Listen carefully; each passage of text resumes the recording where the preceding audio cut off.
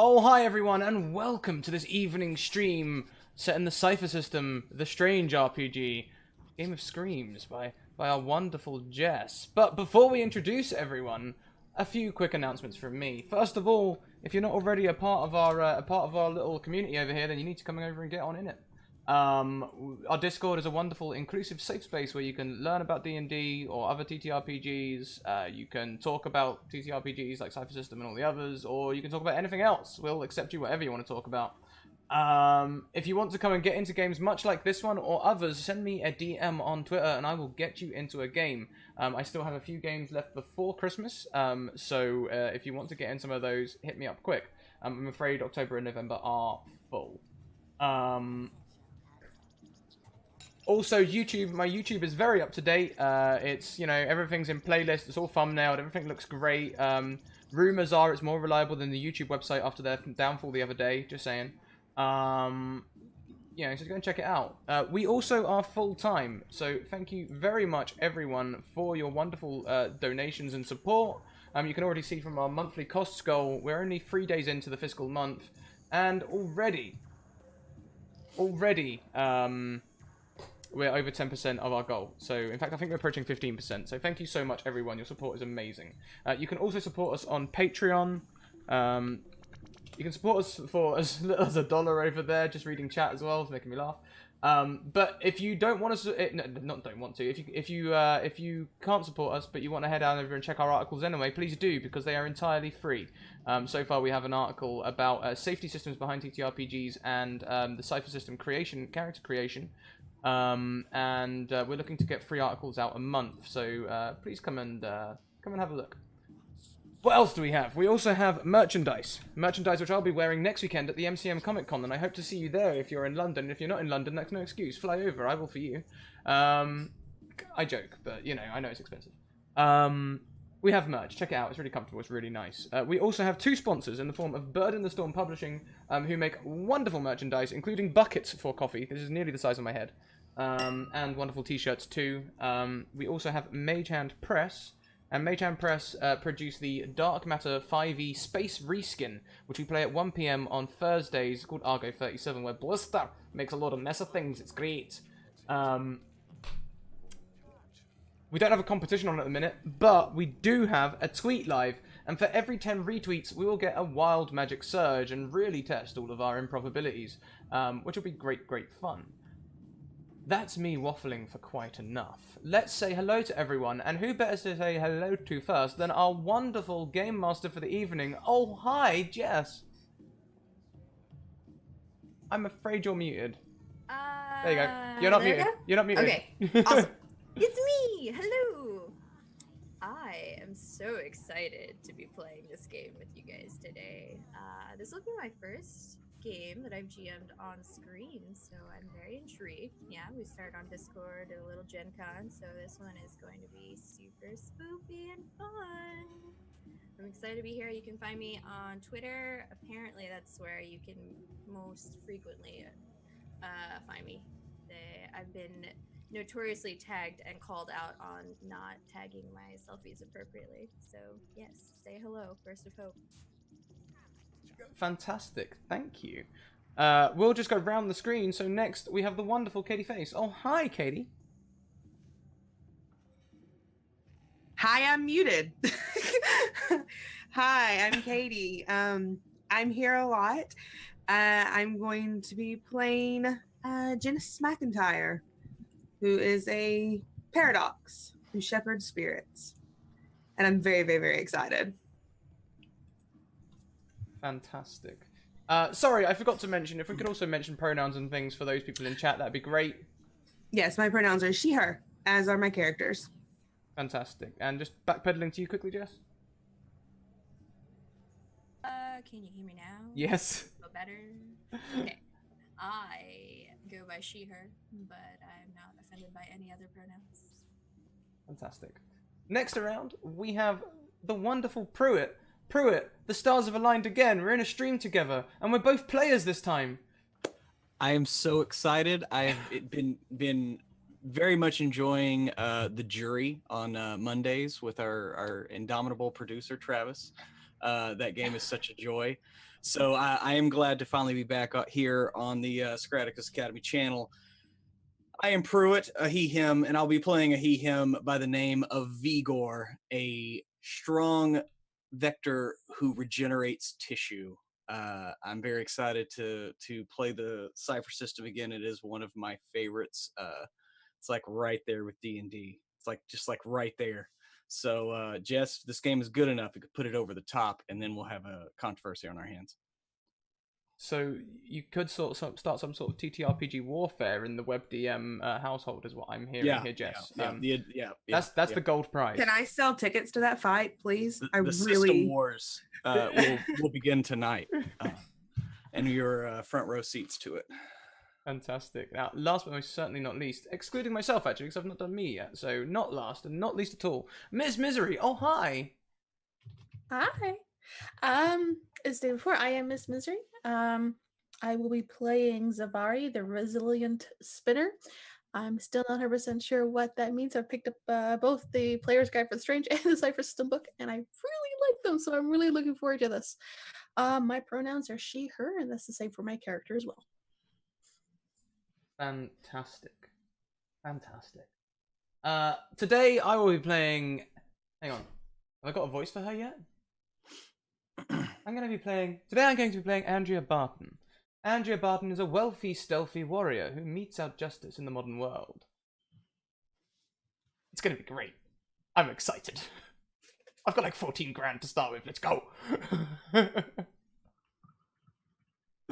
So, Jess, I hand over to you to take us on your wily ways through the spoopy spoops.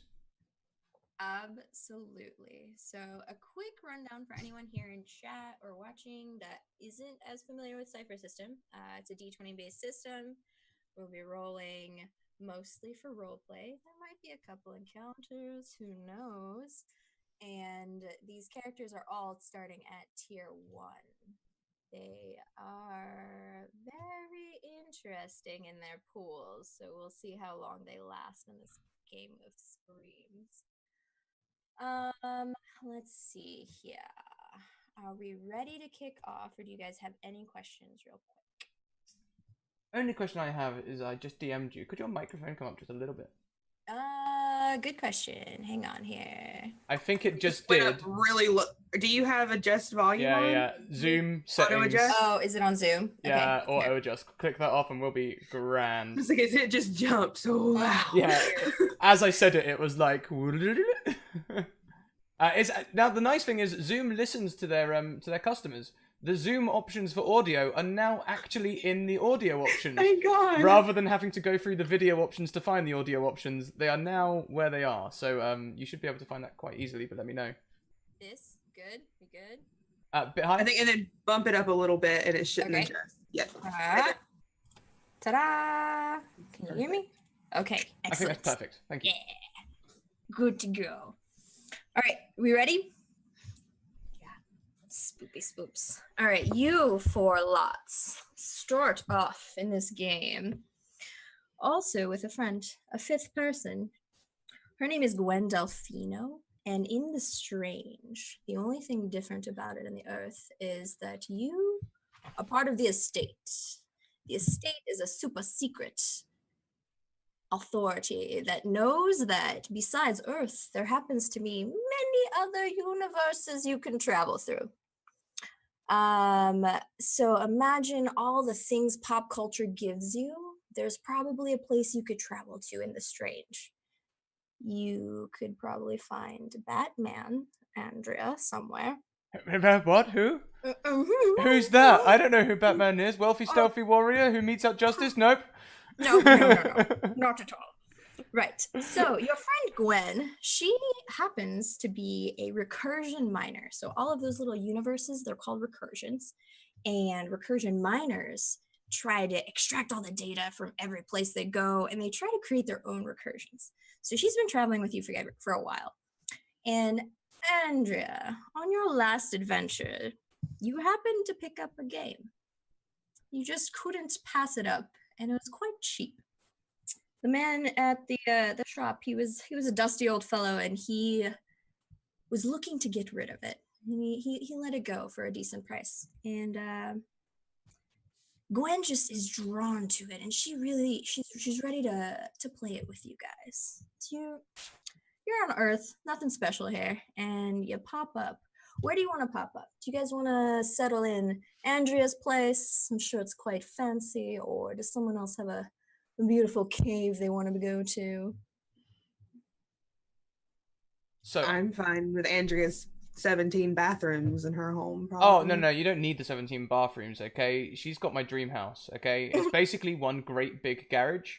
There's like 20 cars lined up along the front, and at the back it's just different consoles and PCs all set up for LAN parties and everything. And there's like a whole bunch of just like mattresses on the floor because, you know, they're really high quality mattresses, but they're on the floor.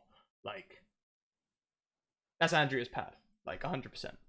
Nerd cave. Got it. Nerd cave. Nerd Excellent. woman. Let's do this. What kind of squishy pads are they? Sorry? Like bean bags? Like what kind of chairs do you have? Oh, we've got no beanbags, okay? We only game in comfort, okay? What we've got is wheelie, leather wingback chairs, okay? Computer chairs, which are leather wingback chairs with memory foam back and neck supports.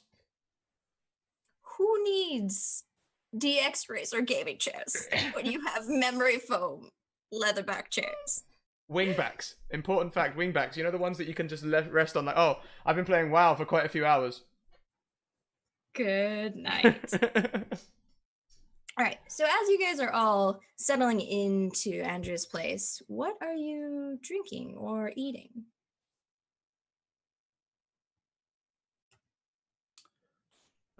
Vigor would be only drinking water. He is a stickler for health and what he puts into his body because due to things beyond his control, his physiology is quite finicky with certain intoxicants and things like that, which I'm sure Andrea has taken advantage of on many occasions. Andrea's not that big into intoxicants. In fact, she'll often pretend to drink champagne, but it's usually on close inspection ginger beer. Good stuff. Genesis has found the most expensive liquor that Andrea has, so she is sipping it. She doesn't even like it. It's just the principle of the matter. Andrea's so grateful because she doesn't drink it and she knows it's sitting there and people are going to start asking questions, but Genesis drinks enough of it that she can get away with it. Zavar is probably sitting somewhere with a leg cocked up and is just eating a pear with a knife. The bottle of water next to her. A leg. Does the leg have pumpkin pants? No, that's not her style. Fine. All right, so as you guys have all gotten comfortable and gotten set up, it's Gwen. Gwen is ready. She's got one ginger beer and she doesn't even need alcohol. And she has the box in her hands. It's a wooden box. It's dusty. And she goes, guys, are you ready to play? I'm so excited. Where did you even find this game at? I'm not sure. I'm not a board game kind of person. I made Andrea buy it when we were in Crow Hollow, and it's gonna be so cool. You're gonna be so freaked out. It's gonna be awesome. Am I gonna win anything? Probably. We Are you played money? I mean, if you like, we could put a bet on it. I like the sound of that. I don't see how playing a game will further my vengeance oath, but I will participate in the name of camaraderie. Oh, Vigor. It'll hone your skills. You're so Vigor. good. Okay, Vigor. Okay. I'm gonna roll first. And she opens the box, lays it out. You see a board that feels rather simplistic. It looks like it's got a regular old Halloween Town vibe to it, and there's just a spiral game board, and it just squares going around all the way to the center. And she tosses the rules aside. She's like, nah, let's just roll and go. And then she rolls her dice, and she's like, woo! And she sets her counter on the start. And all of a sudden you hear and she is right before your eyes, getting sucked into the air, shrinking, and then straight down, plunked into the board, gone. Her counter that she picked up is now her face. Oh, I And don't like this at all. No. Are we gonna have to go get her? She did choose this for herself, Zavari. I think this, I don't. This, whatever's going on, it can't be just. We have to figure it out, and I'll pick up a counter.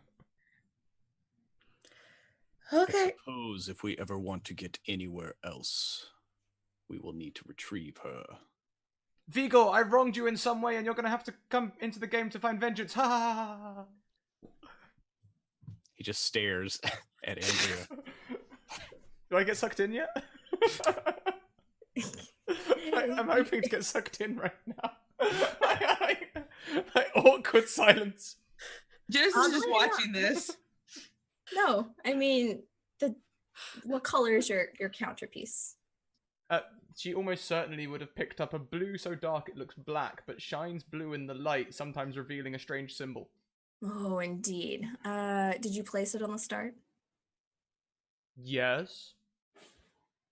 Like when I didn't get sucked in, I start placing it randomly on the board, like, until something happens. No tingles, no nothing. Not even a remote popping sound for you. Now, I will remind you as a GM, outside in the mechanics of this, you guys have special abilities. Some of you have some interesting ones that, you can pop straight into the game, or you can escape the board game, do whatever you want. It doesn't matter. Do it how you want. Genesis looks at the board game, and she's going to reach down and touch it a little bit. Mm-hmm. And I don't know if it would count because it's sort of a combat move, but I have a move called Scan. Could I use that? Absolutely. So I'm going to scan this. It reveals its level, but mostly I just want to learn whatever facts you feel are pertinent to the energy and the matter, and use an intellect point to scan. It's an action. Yes. Genesis, what does it look like when you tap into things at the end? Genesis has one eye that is sort of cybernetic. It's not the same as her natural eye. And I think when she touches things and scans it, you sort of see this 4D graph image come from her eye as she is just slowly scanning over what this board game is. Fair enough. That's a pretty sweet eyeball. I would say that you clearly scan it, and you get a sensation in that this is not just a board game. It might be an artifact. And throughout your travels with the estate, you've been to several recursions, and you start to realize that this artifact links anyone playing it to the recursion of Halloween. The scan turns off and she blinks out of it. I think this is an artifact, this is a recursion, or we have to go to this Halloween place. Where is Halloween? I'm not really sure. It does sound like the type of thing that Gwen would absolutely love, a world full of Halloween.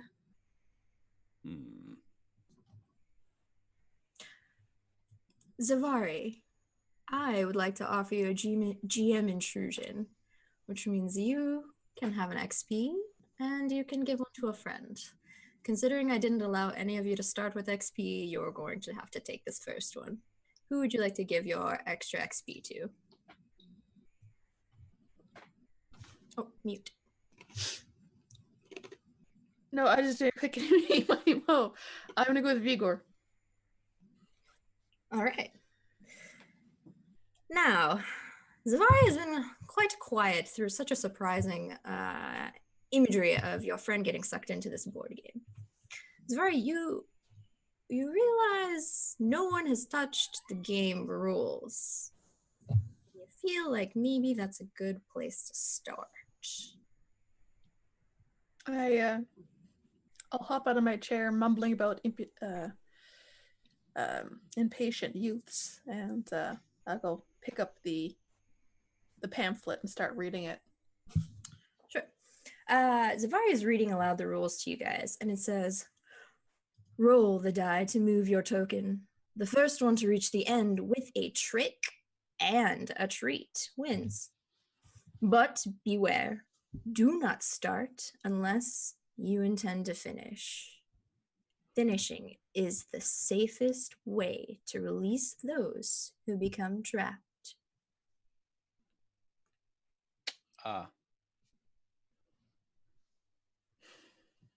Well then, do we really want to go get her?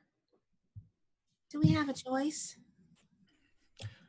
She owes me some money. Damn it, you beat me to it. Now, Vigor, that whole thing I said about like wronging you, that was kind of a blackmail attempt. I hope you don't mind too much.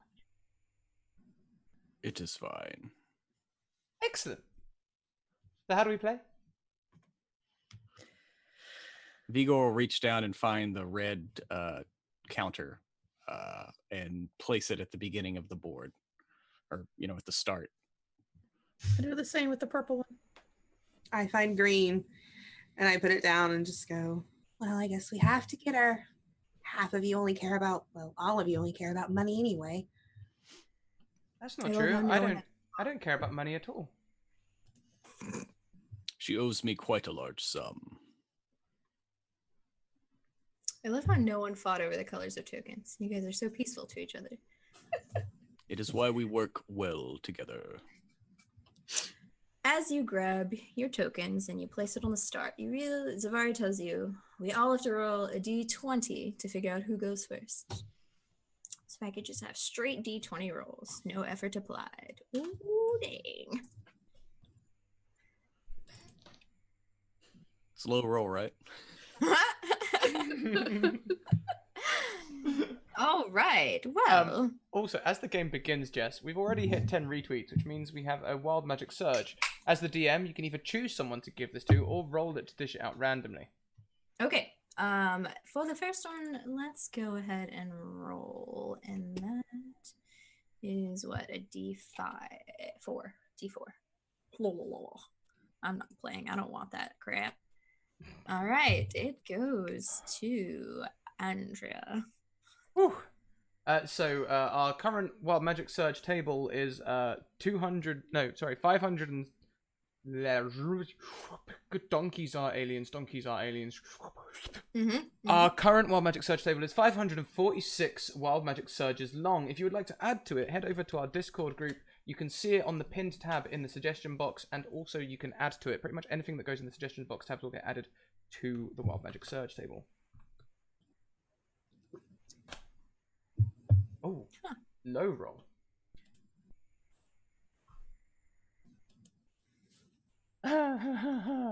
I'll whisper it to you, Jess. You can. Okay. Let's see what we've got. Okay. Good to know. Perfect. Why don't you go ahead and roll me? No. You've had enough fun for now. Vigor, roll me 2d6, please. 2d6. Ooh. So there you go, 11. Okay, perfect. And everyone just go ahead and roll me an intellect, which would be another d20.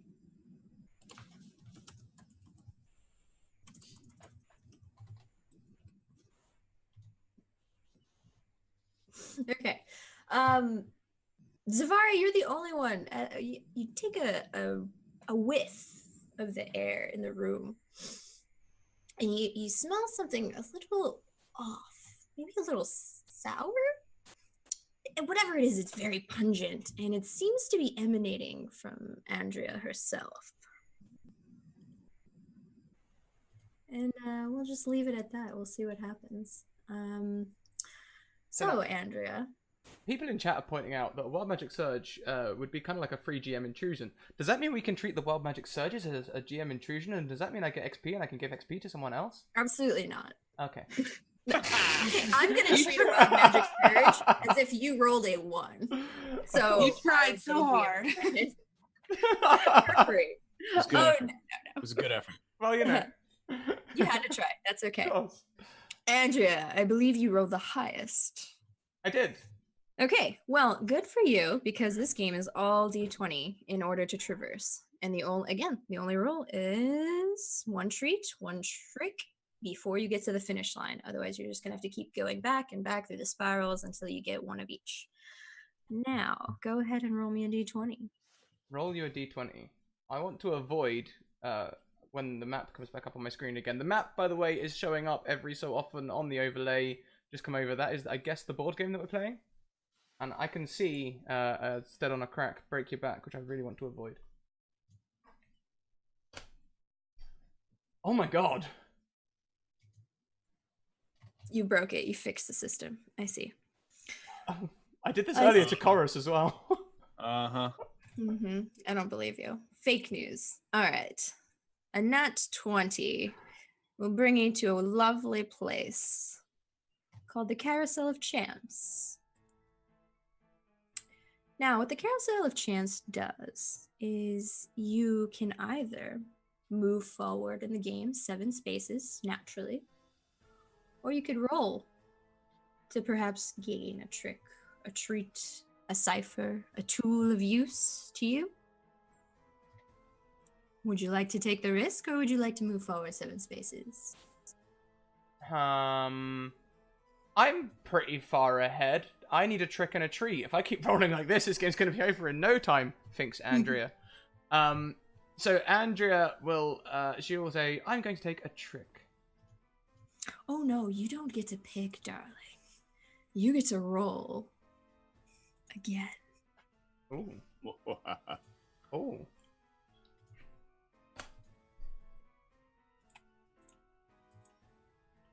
I was about to say, I was staring at the 20. I'm like, no. I call baloney.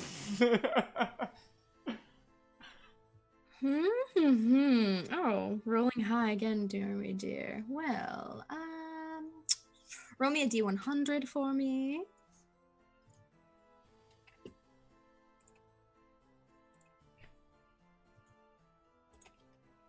Is low good or high good? Oh, don't fret. You're fine. Let's see. Oh.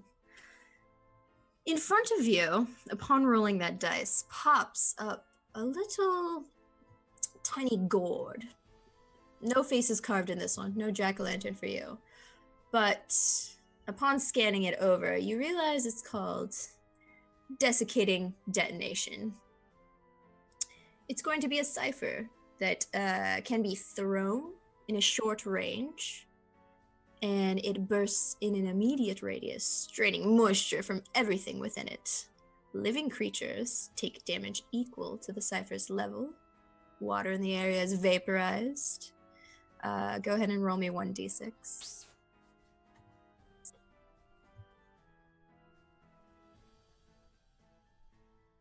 DOS. Better than nothing. So it's a level 3 desiccating detonation. So if you throw it at something, it'll take 3 points of damage. Cool. From there, you actually just move forward 1 space since you took the cipher. Cool, thank you. All right, who's next in the turn order? I forgot to mark that. I guess Genesis and Zavari rolled the same. Oh, roll again, dears. Yeah, we both rolled 5s.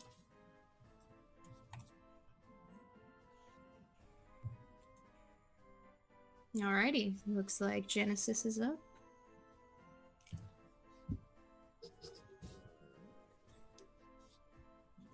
Don't worry, Pruitt, you'll get your chance. Yeah, I guess I roll and I look at I put my token on the start and just look at everybody. Well, I guess I go now, whatever that means.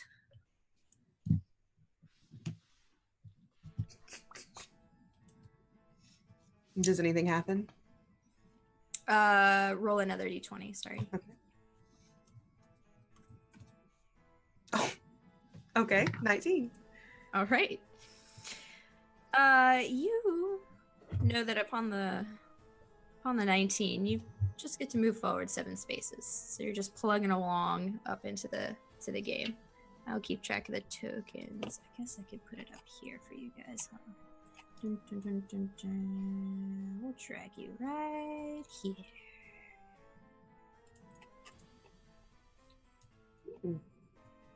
And upon that, it is Zavari's turn. I'm going to place my marker down on the board and just look at Vigor. I get my money first. And then I roll. Let's see. What was that? A 6?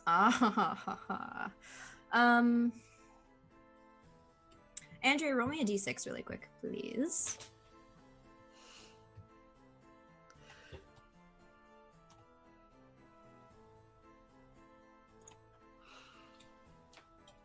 It's a 1. Noted. Excellent. That won't count towards a GM intrusion. Don't fret. With a 6, you move forward 2 spaces. And you start to see your token quiver a little bit. And you notice in the distance, in the actual game room, you can hear a bit of screeching. If anyone wants to make an intellect roll, you can try and see if you recognize that screeching sound. Oh, I totally would. That's right up Genesis's alley. Oh, yeah. Oh, indeed. Oh, how does effort work again? So out of intellect, you can spend 3. If you have an edge, it would only cost you 2, and then it'll be a difficulty lower. Yeah, I'm not gonna do it. It's so low. That's fair. Yeah, I'm not gonna do it. Yeah. That's okay. With your general foci, I believe that you, not Andrea, Vigor, everyone but Scrap would know that you hear bats outside the window, and they're banging against the window, trying to get in. Does anyone go to check the window? And this just looks at Vigor. I mean, sort of seems up your alley, right? Vigor will walk over to the window, and because he knows that, because he lives near a bridge where bats come out at dusk and go hunt, and this seems abnormal. Thank you very much, Unmade Gaming, for the raid. Welcome in, raiders. We're only really just getting started. We've only had a few rolls. Welcome. Excellent. So, Vigor, you see them, and upon closer inspection, they don't have bat faces. You see these flapping bat wings, but the faces are human baby faces, and they're just thudding against the window. No blood. None of them are being harmed, but you start to see crack in the glass as they assault the window. Oh, Prepare yourselves. The glass is about to break, and we are going to be swarmed by bat bees. Now, I check my gun. Jess, can I go and check my top of the range laser defense system? for your man cave garage? There's like 20 expensive cars in here. There's a Lambo and shit. You're damn right I've got a laser defense system. Oh, Wano will ruin paint. This will strip shit, you know? Laser defense system is working just fine, but these creatures are so small, they're not being detected at all. They're expecting big creatures, maybe like bears or something, who knows. With that, he warns you, and within another second, you just hear all of the glass shatter, and these guys come pouring into your game room. With that, Roll me initiative. I scanned everyone's sheets. I don't think anyone's trained, so it'd just be a straight d20, unless you wanted to apply effort.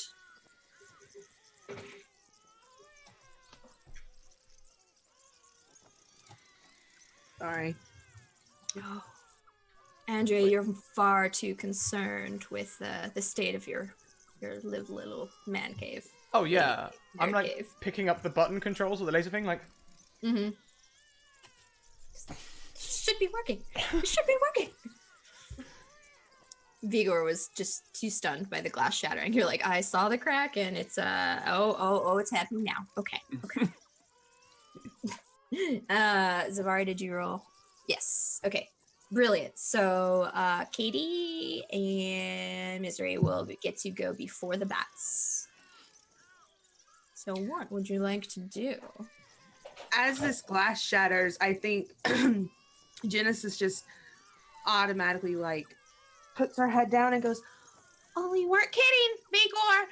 And I'm going to use my ability Onslaught. Mm-hmm. Brilliant. That's okay. Yeah, and I think the attack is. I'm going to do. I don't know what it would mean by I think how I'm going to explain it would be physical. So I emit a force blast, a ray of force that inflicts 4 points of damage. And I think just sort of like the scanning, it's just this pulse of green energy that goes out from Genesis as she just sort of closes her eyes and focuses for a moment and tries to harm these bats. Okay.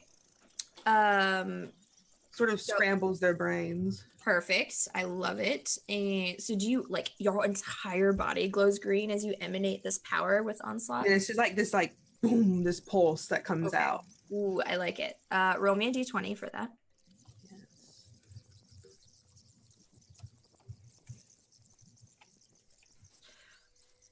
Oh, hot damn. You do hit the bats. You actually hit a vast majority of the bats in their swarming. And with an 18, you get to do +2 extra damage.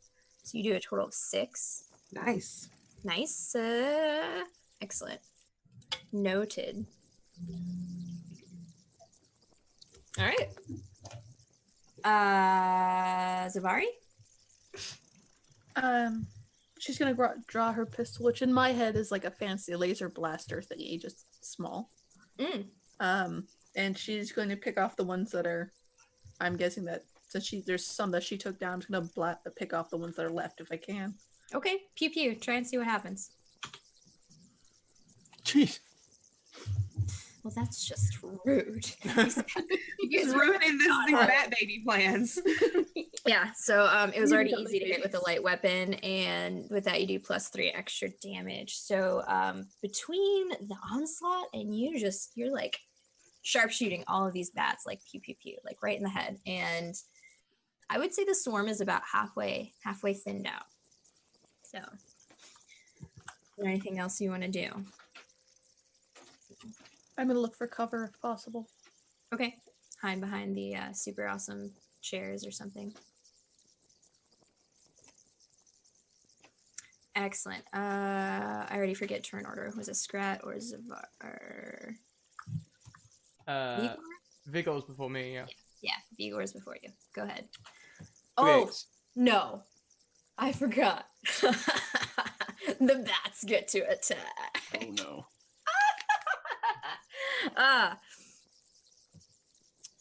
They are sensing around. They're still crying out at you, and they're just going to spread out and individually attack all of you, I would say, with this first encounter. And everyone make me a speed defense check. Okay, I'm gonna put a level of effort into it. Oh, someone's feeling fancy. I don't want to get hit. That's fair. Although I feel like you could probably take the hit. Oh, you didn't even need to spend the effort, but well What done. is up with these 19s and 18s? Yeah, you guys are rude. This is Crazy. ridiculous. The check's in the mail. Roll 20. Eric Vulgaris is with us tonight. Malarkey! Wow. Absolute ridiculousness. That's fine. I have Screw more these bat babies.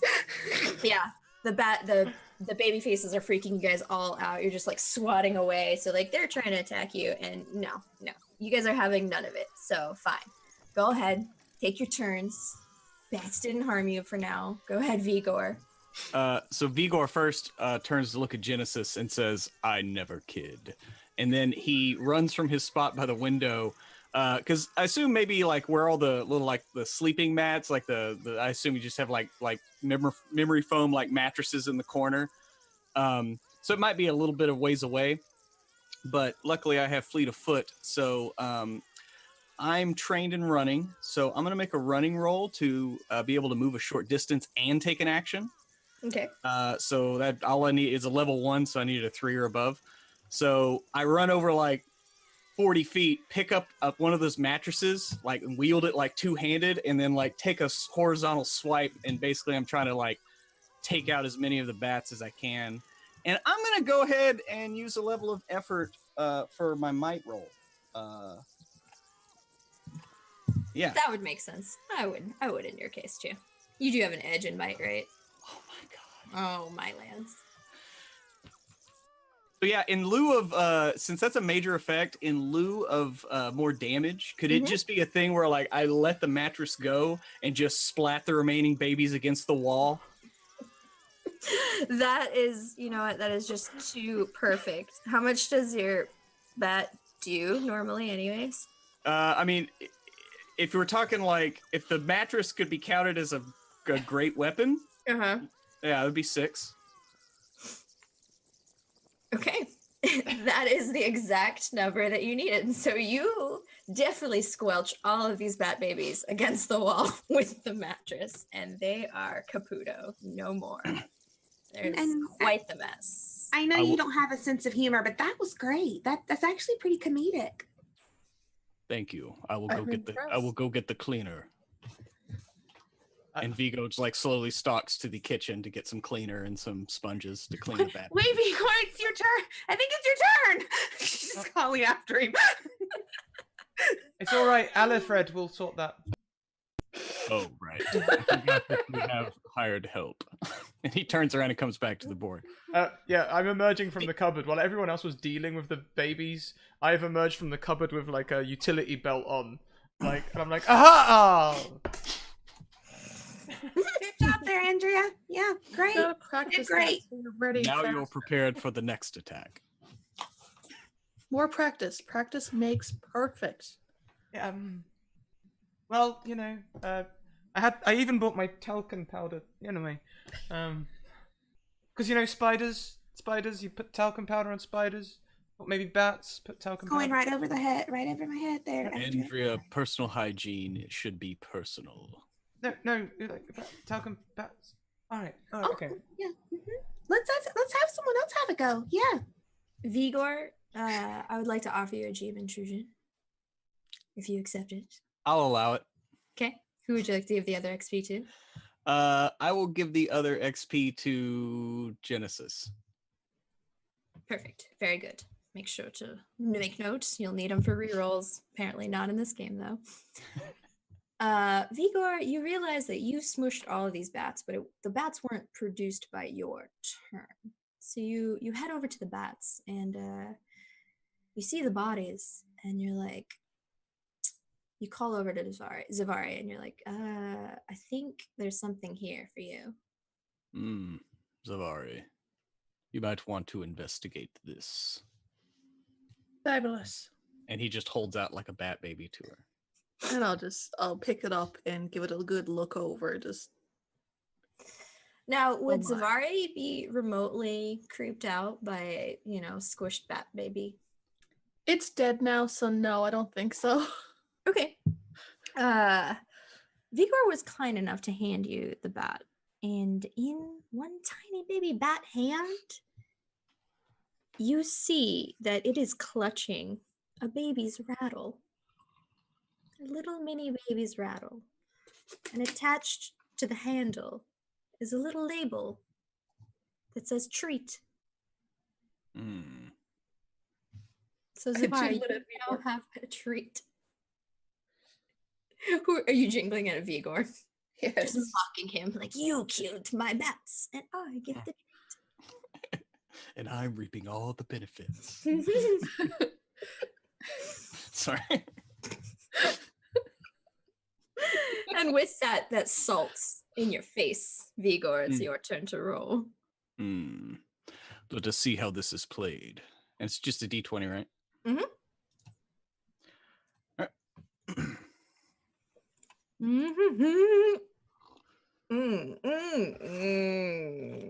Oh, those are good GM noises. All you do is move forward 3 spaces. Okay. That's all. You're fine. Fine for now. So Misery was 2. Scrat was... How many did you go forward, Scrat? I got a nat 20 and then I moved an extra 1 because I took a Cypher. Malarkey. Okay. But I didn't have time. Nat 20. So the nat 20 was the carousel of chances. Yeah, so you either moved forward 7 or you took the roll. And so the roll Oh, gave you the Cypher. So you're I actually only 1 space ahead. I thought that was like a place on the map. Got you.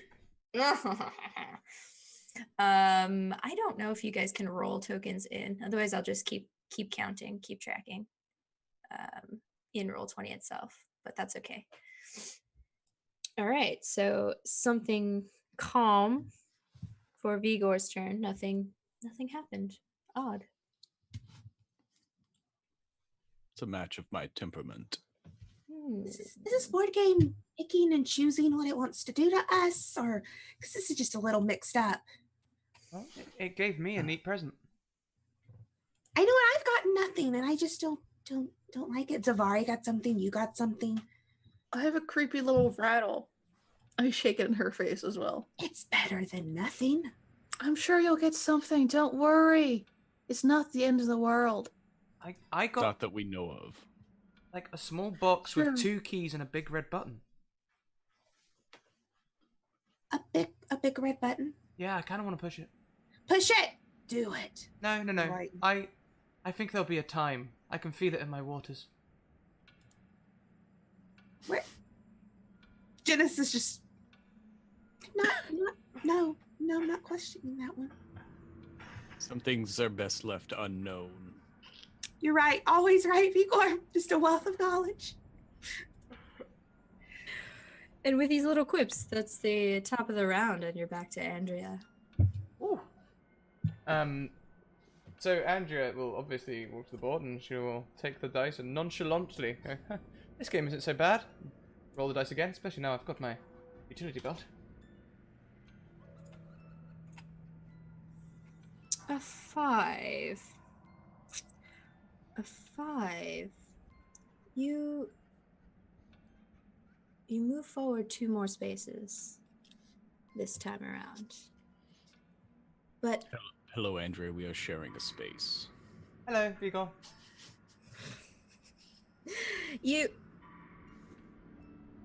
Has anyone touched your good friend's counter? Gwen's? No. No. It was, if you had touched it, you would have noticed that it was actually stuck on start. And now, upon Andrea moving forward past start, you start to see it tremble a little. Like it's trying to hover somewhere. And it doesn't move forward any spaces, but it does actually hover off the board. Only about an inch. Maybe 3 centimeters, perhaps. What was that? Gwen's token hovers? Yes, Gwen's token is hovering now. You go reach out and just like with a finger, just kind of like push it. It is surprisingly resistant to you. The edges will bob and weave a little bit, but like it's gonna stay exactly where it's at. Can I run across to my board game shelf, filter through for a second, and find a Ouija board, run back over and place it on the thing and be like, Gwen, speak to us!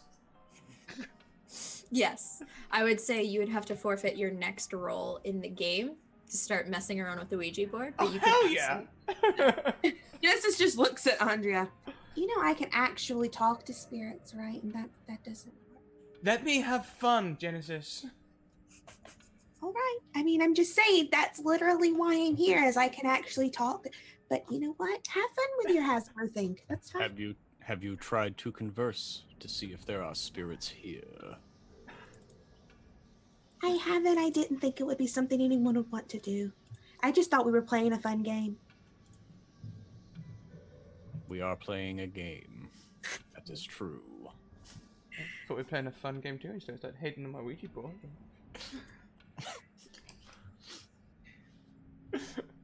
All right, so Andrew, you took your second turn, which means it would be Genesis. Yeah. Mm-hmm. 18.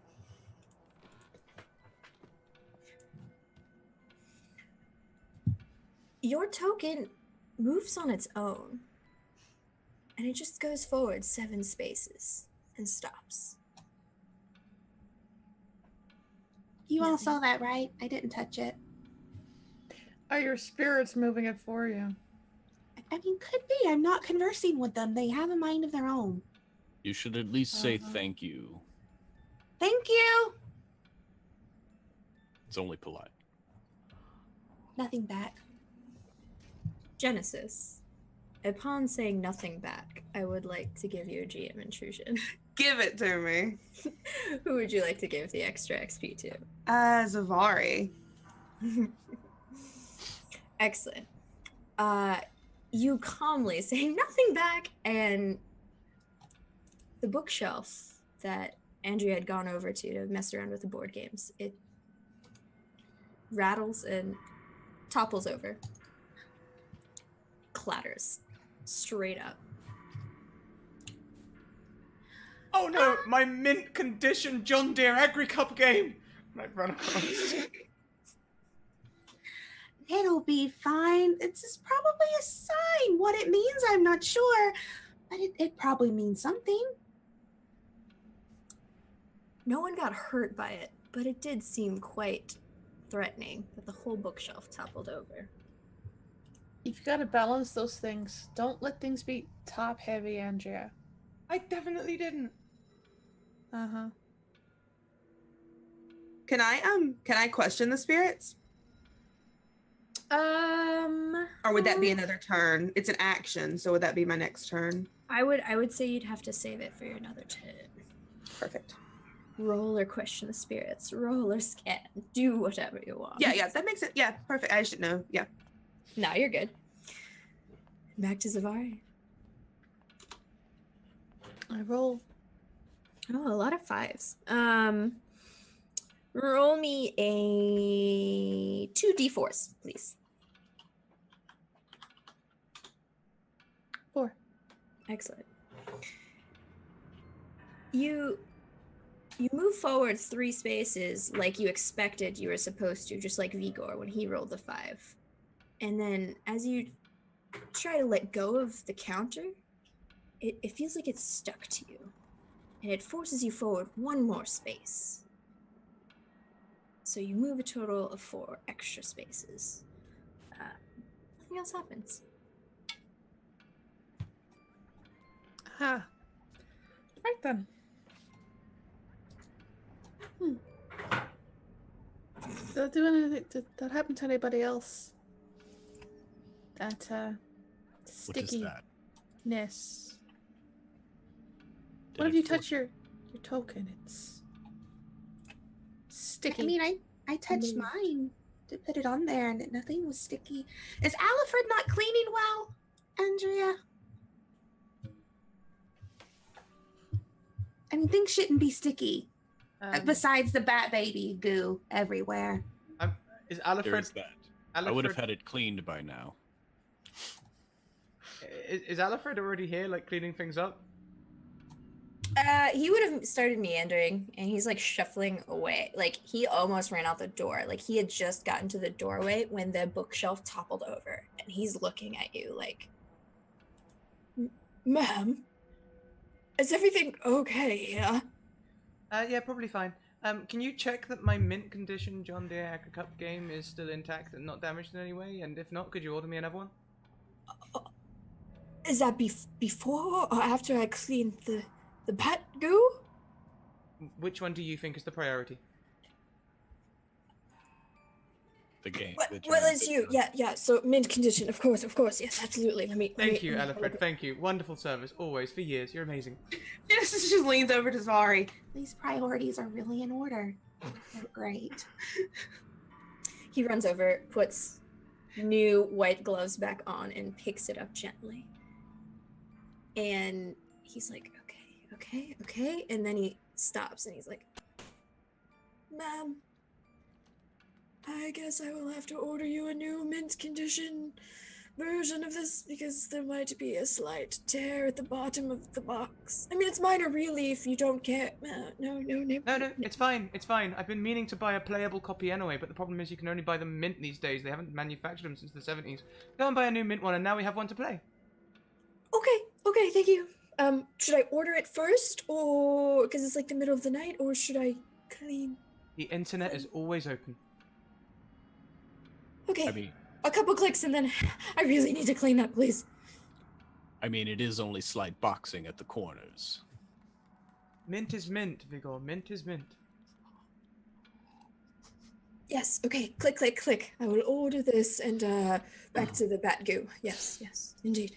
He seems ridiculously stressed out by the mess. He'll be fine. He obsesses. I see where he gets it. I'm reading chat. I'm sorry. Okay, so Zavari took your turn, and I guess I would leave Vigor. Would you like to roll again? Oh no!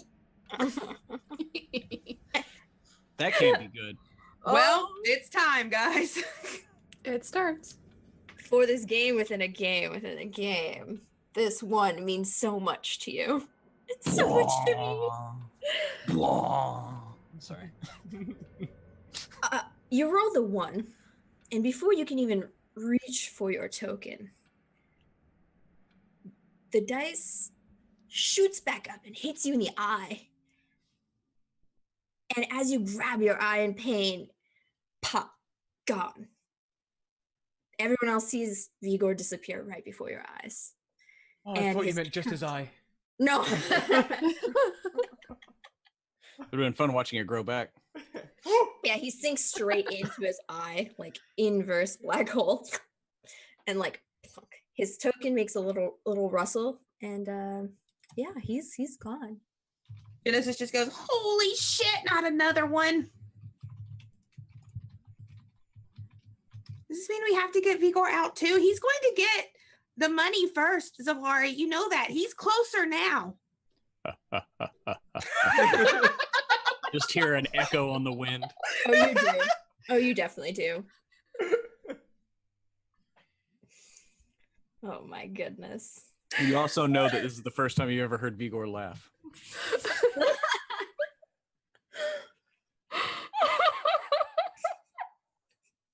Of all people to get sucked in, not Vigor. What do you want to do? Do you guys take a break from the game? Do you try to recuperate? Do you just keep playing? Andrea, it's your turn. At this point, your lovely butler would have come back and been like, yes, ma'am, it's overnight shipped, should be here by the afternoon tomorrow, assuming we're all still here. And yes, can I please clean the mess, please? Yes, definitely. Oh, wait, but before you do, make sure all 8 copies of Tekken 3 are intact. Absolutely, because you kept Tekken 3 on the board game shelf, right where it belongs, in all logical places. Look, it's called workspace optimization. If all the copies are there, they are right next to the PlayStation, okay? I'm not putting them in a game holder like the other ones. Tekken 3 is special. We've discussed this. Oh, I'm not questioning where Tekken 3 should be in relation to the PlayStation. Just the video games and the board games. Oh, no. It is your place. It's fine. You pay me. It's fine. Yes, I will check your 8 copies of Tekken 3. And then can I clean the mess, please? Yes, I think so. But check the copies first. Yes. Is anyone else hungry? Could you order pizza too? Well, I think that's the last thing that should be on our mind right now. Really? Yeah. Two know. You could be next. I definitely want to go down with pizza in my belly. Can you order 2? Are you sure you have the right stuff in your belts to go in if you zap into there? You think you got everything you need? Well, I've got my Acme grappling hook. I've got my talcum powder dispenser. I have this funky boomerang shaped like a pair of snakes eating each other. And Do you have a portable black hole? well, who knows? I do still have this box with the 2 keys and the big red button. Could be a black hole. Who knows? All right then. Miss Barton, I could order you some pizzas, but you know the last time we ordered, you were terribly disappointed with the delivery. So, might I remind you that we have the lovely little bite-sized bits called sortinos that are pizza-flavored? No, you're so right. The delivery was terrible. Take the Lambo, order the pizzas, go and get them, come back, then clean up the mess, then check... Well, no, wait. Check the Tekken 8 Tekken 3 copies, then get in the Lambo, phone the pizza place, head over downtown, pick up the pizzas, come back, then clean up the mess. Perfect. You think of everything, Alfred. Once more, Genesis is leaning over to Zavari. She's gonna kill this man. She's going to drive him to his death. Just whispering. I'm pretty sure he's gonna take that Lambo and not come back. There might, especially if there's a bridge along the way. Oh, that's what I would do. Just whoop, right off of it. I mean, I adore this girl, but holy Christ, like just that man is made of gold. Lambo, pizza, pick up carryouts, and come back. Tekken? No, Tekken first, pizza first. So, Andrea, I'm so lost. Are you sure I can't just clean up the mess? Come on, remember, priorities. Games, food, mess. Always in that order, never any other. Yes. That was in my training, day 1. I'm sorry. Okay, games, yes. The games are fine. I was checking them, yes. Talking of games coming first, whose go is it? Yours. Oh, I'm sorry, I've been completely distracted this whole time. And she'll like skip over and roll the dice. Genesis just goes, no, really?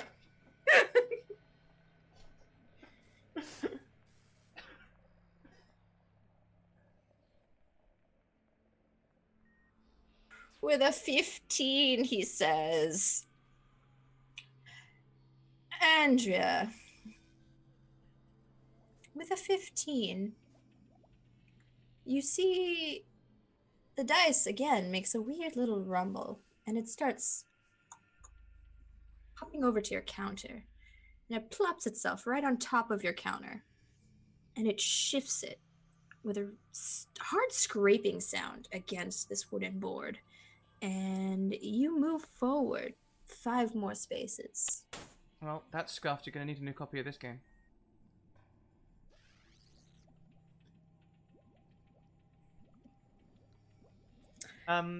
But did everyone else see that? At first I thought the dice was just cocked, but then it sort of hopped, jumped, and landed on the token. I mean, my dice is moved on its own. There's one hovering. What else can happen at this point, Andrea? Is there one hovering? Oh yeah. 2 people have been sucked into this game. We should just expect weird things at this point.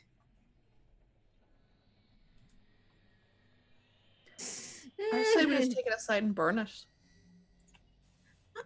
Vigor's in there. Gwen's in there. What if It might let them out. or it might kill them? Well, you guys are having the shuffle. Oh, they wanted to go. The butler has left. I was just about to say, plus I wouldn't be sure about leaving. I was pressing the laser system buttons earlier. It didn't seem to be working properly. I hope everything's okay and not malfunctioning.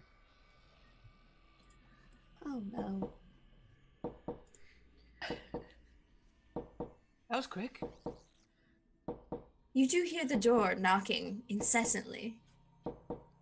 And your lovely butler is not here to answer it for you. Yeah, take the gun out again and get it ready. You want me to get it, Andrea? No, I don't know.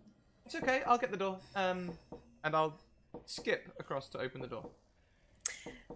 Before you open the door, I would like to offer you a GM intrusion, Andrea. Yes, nay, yeah. Oh you gonna yeah, take it? I would love a GM intrusion. Intrude all over me, please. Excellent. So you get an XP. Who would you like to give the second one to? I will give the second XP to Genesis. Very good.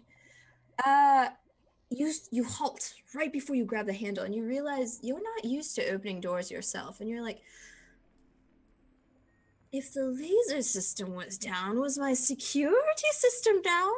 And you whip out your phone to try and scan to see if you can see what's at the front door.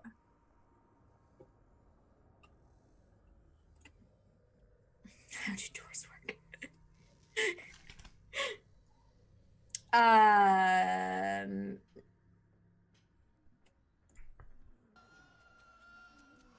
Just getting a lot of weird feedback, but you can't see anything at the door. Have we heard anything about like an electrical storm or anything? I mean, not that I haven't sensed anything. And when the windows shattered, I don't think Vigor saw anything else. I think he would have told us. He's pretty straightforward about that kind of stuff. Well, let's just not turn on any of the PCs or consoles just in case. Oh, besides the 72 you already have on. So did you guys all follow Andrea down the many flights of stairs back to her door? Or you would have one. You would have just one. Is it a stairs up? Is it like a true cave? Oh yeah, Or do you yeah. have ostentatious mansion upward. The mansion is my parents. So you'd be like the nerd cave is mine. So after seeing that feedback, seeing nothing, hearing the weirdness, do you open the door? Wait, I check my phone. I think this one's broken, so I'll just toss it, and I'll open the door.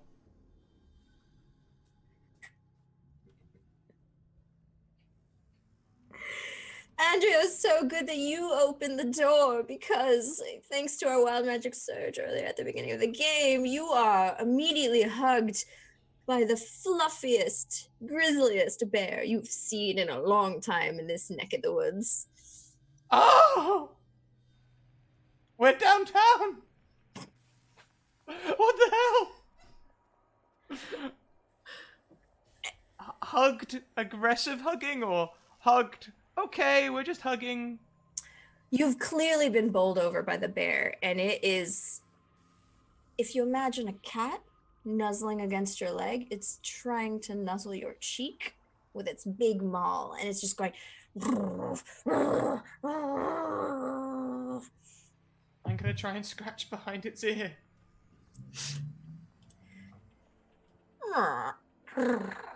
And if bears could purr, it'd be purring. And it just rests on top of you. You are now pinned under a bear. I had followed her down just to cover her again with the gun out and all that stuff. And just like, do you want me to shoot it? No, let's not anger it. Okay. I'm loving this. Tell my mother I loved her. As you scratch its ear, it's just leaning into it, and it's just like, basically it's pinned your hand even flatter to the floor, and you're just like trying to twitch your fingers. Use your bear repellent. While this is all happening, Genesis is still like beside the board game by herself, and she's trying to move everyone's tokens. Go ahead and make me a might roll. All right. I knew I should have tried that. Let's see. Can I spend an XP to re-roll that? If you would like. Yeah, I'm gonna see if I can get higher. Okay. Nope. That wasn't good at all. It's okay. Within the range, that's still the same. So, whose do you move first? Yours? Someone else's? I think she is moving because it's not. She'll wait till her turn to move hers. But I think she's going to move Gwen's because it's still hovering. She's going to try to move that one first again. Okay, absolutely not. You don't even get it to wiggle a little like Vigor did before. It's just, it will not budge. It's hovering, staying there. And I think she moves to Vigor's. Vigor's gives you a little shock as you try to touch it. God damn it, Vigor. And it, with that shock, also starts to hover, just like Gwen's. Oh no, they're gonna know I touched things. No, I can just tell them that it happened on its own. They'll believe it. Weird shit's happening all along. She's just talking to herself. And then she's going to... We're gonna have to talk about consent when we get back. Then she tries to move Andrea's.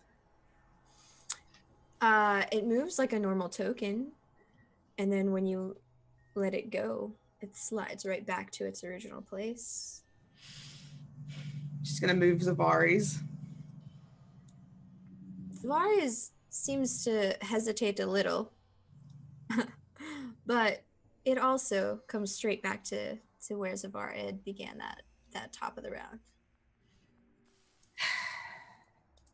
So I think Genesis is just gonna like look over her shoulder, and they're not coming back, and she can sort of hear the chatter, but doesn't really know what's happening. She just hears, "Tell my mother I love her," and I think she's gonna take her turn. Mm-hmm. 18. Mother truckers. Okay.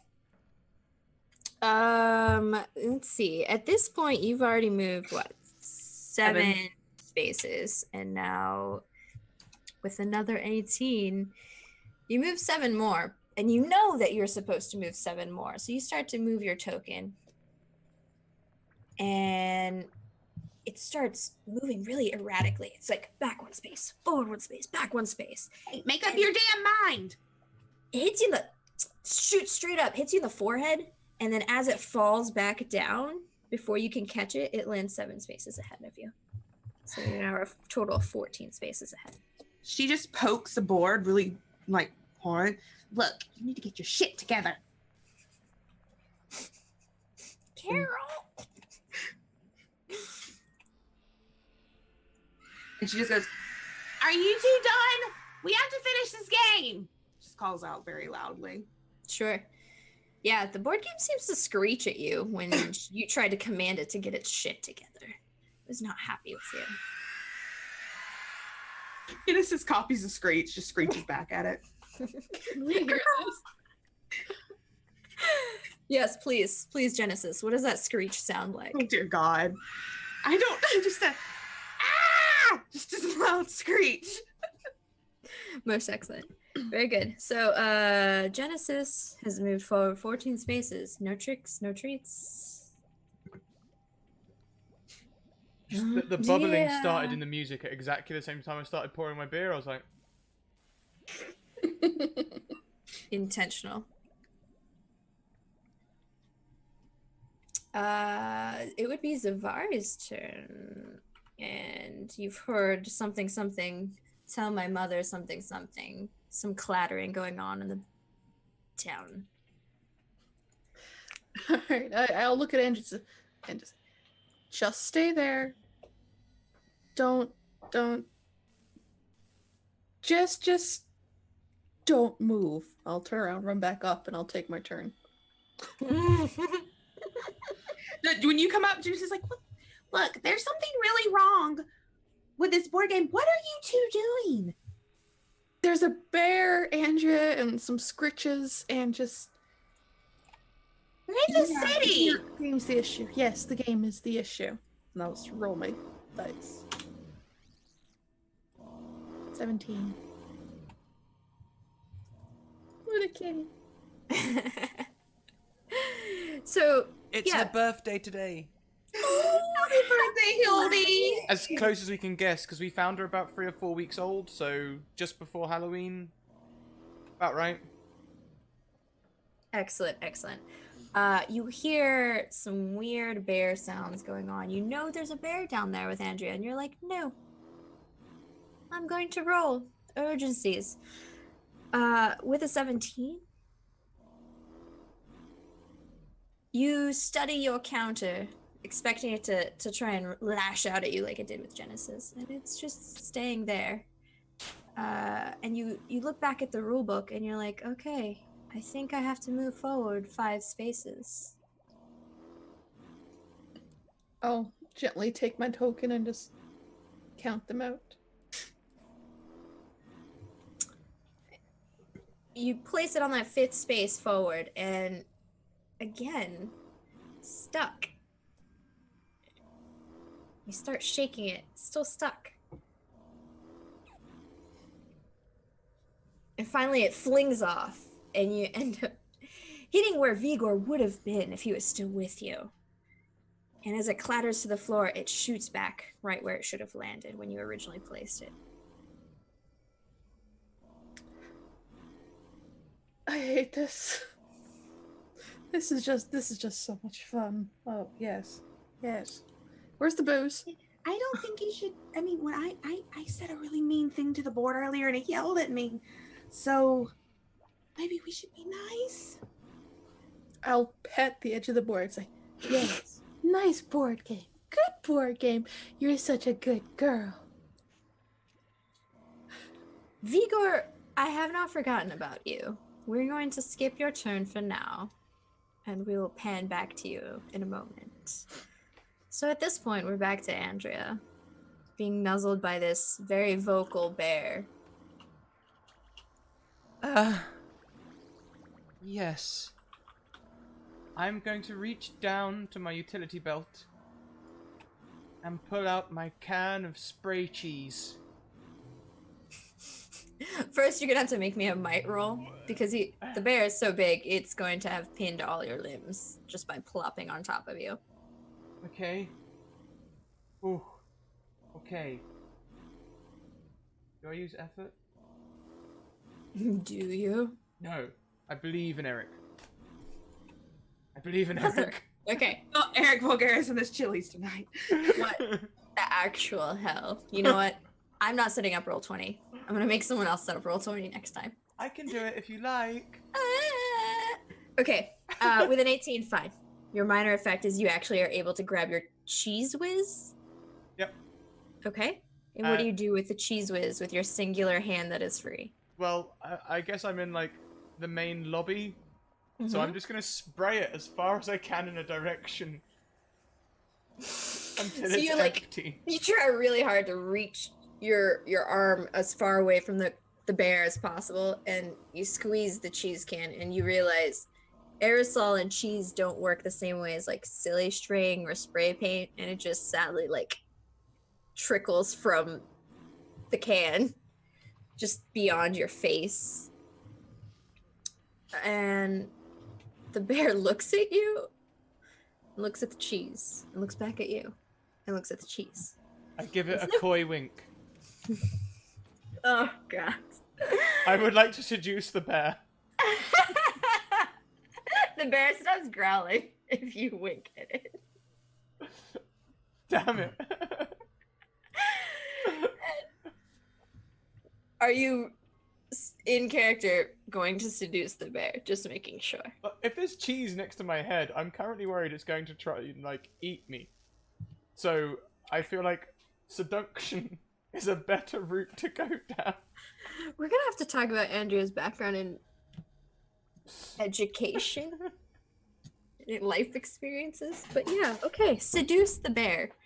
Oh. 2 seconds. She's really not allowed that. That's like a trophy ball, which she loves to play with. Oh, it's so cute. Go ahead.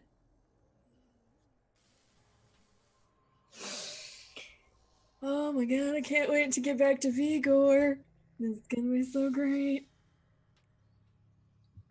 I'm back. Please tell me. Please tell me how you seduce. No, let it happen. Zavari's off jingling the baby rattle. Yes, Zavari. Yes, I will give it the smoky eyes, flutter my eyelashes, and try and roll the cheese away appeasingly. I give it a flick. I love this seduction, bro. So to be straight, just or maybe not so straight. To be in character. Okay, this is definitely not I mean, straight at all. Well, what sex is the bear? It's bestiality, yes, but I mean, It's is the bear male or female? We need to. non-binary bear. Could be. Yeah, it could be a they. You know, Are you who are we to judge?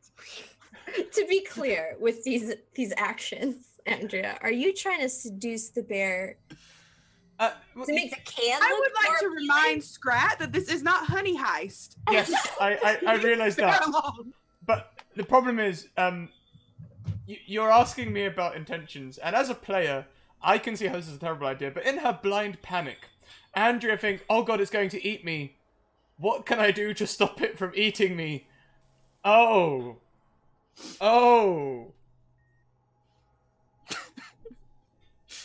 She doesn't usually seduce people, she usually just pays people or something, I don't know.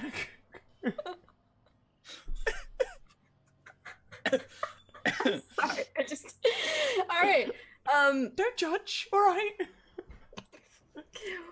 Why don't you go ahead and roll me some intellect for this? I think I will put some effort into this one. Oh my god, this is what you put effort into? I, It is 100% on brand. Andrea's been single for a long time. I can't imagine why. well, apparently I have bear musk, so... How does effort work? How does effort work? So you are. This is an intellect roll. So if you apply effort, you take 3 points out of your intellect pool. If you have an edge in intellect, it would take it from the edge first, so it'd only be 2. No, I don't have an edge. No, it's okay. Please take away those intellect points that you have so many of, and it'll just make the task easier, perhaps, maybe.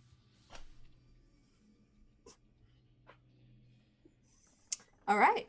Do I need to find the smooth loving music? It's a good thing you did apply efforts, because that was quite the difficult task. And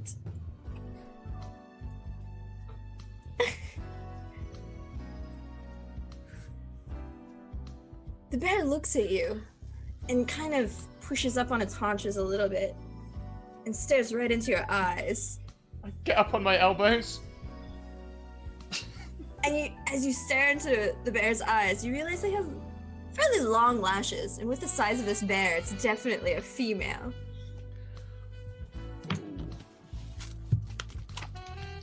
And she quirks her head at you. I look at the squirty cheese, and then look back.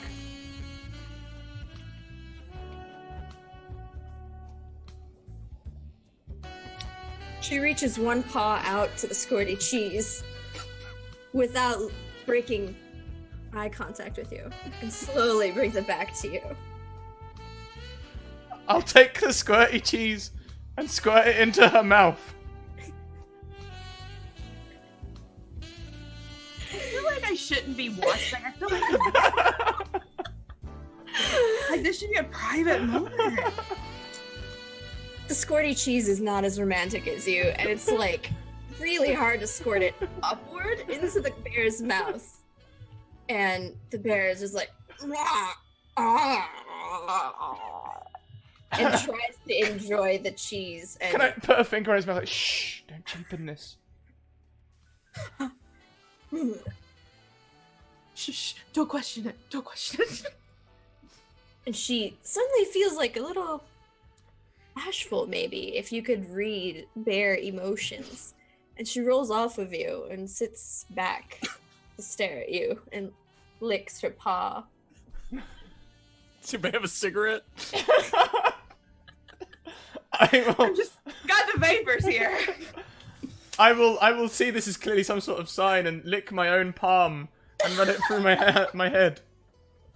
propping myself up once more. The bear licks its lips. I take some squirty cheese.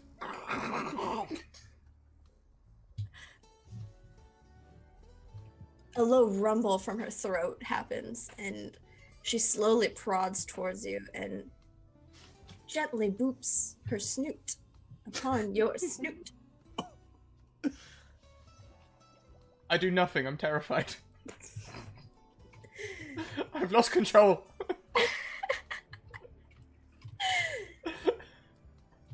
She stares intently into your eyes and, without moving her lips, you're able to understand this bear as she tells you, now is not your time. There will be a next time, and I will come for you. And walks away. As she's walking away, I just say, call me. Hate to see you go, but love to watch you leave.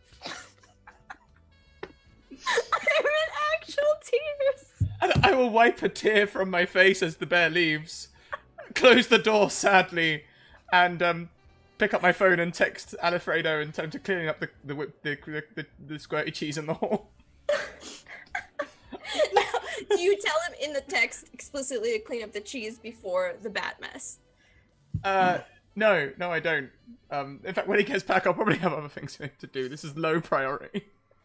He is at a stop sign when he gets your text, and your Lambo is hooked up to his phone, so it's just text to speech, and he gets the text from Andrea Barton. Oh yes, yes. When you come back, make sure to bring the pizza up, and oh yep, clean up the cheese. You know, do your thing. And he just slams his forehead onto the steering wheel, and the horn blares, and he's like, "What? Why does she do this to me? I just can't." And he eventually makes his way back to you.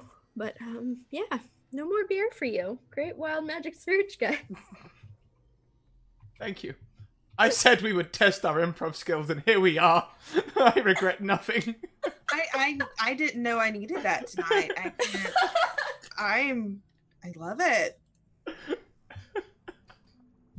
Just barely contained yourself there, didn't you, Scrap? There it is. Who am I anymore? Are we all okay here? Oh yeah.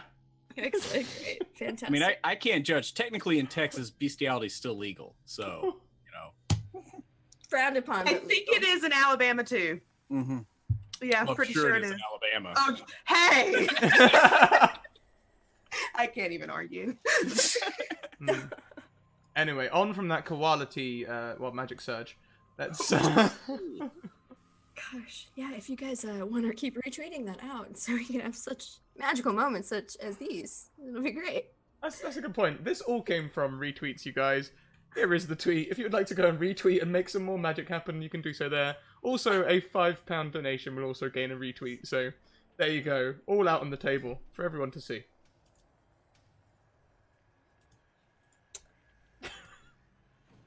Well, Andrea, you've had a significant turn here. I do believe that would bring you back to Genesis. Yeah, that's my turn. I've missed all of this. I'm still upstairs. Yeah, completely missed all of this in character. Wish I had missed it out of character. And I think she's going to roll again because she doesn't really know, what's going on. So yeah. 16. You rolled at 16 in that Ouija board that Andrea had haphazardly started taking out. It starts to unfold on its own, and it is, as per Andrea's normal high taste, a crappy cardboard version of a Ouija board, and it's just, the board itself just unfolded itself flat. And you're 16, it suddenly flips and it becomes an 8. I just look at the board and I go, well, fuck you too.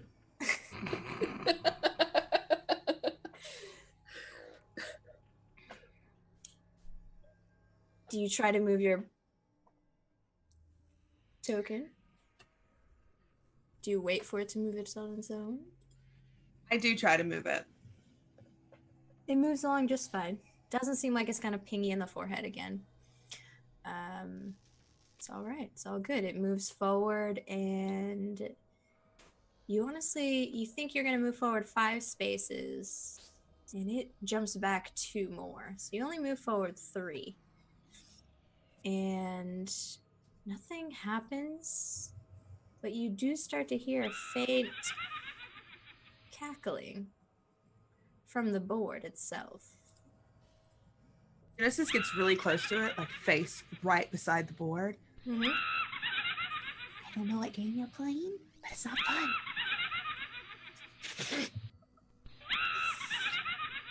Absolutely. And it just keeps cackling in your face maniacally. Just doesn't give a fuck.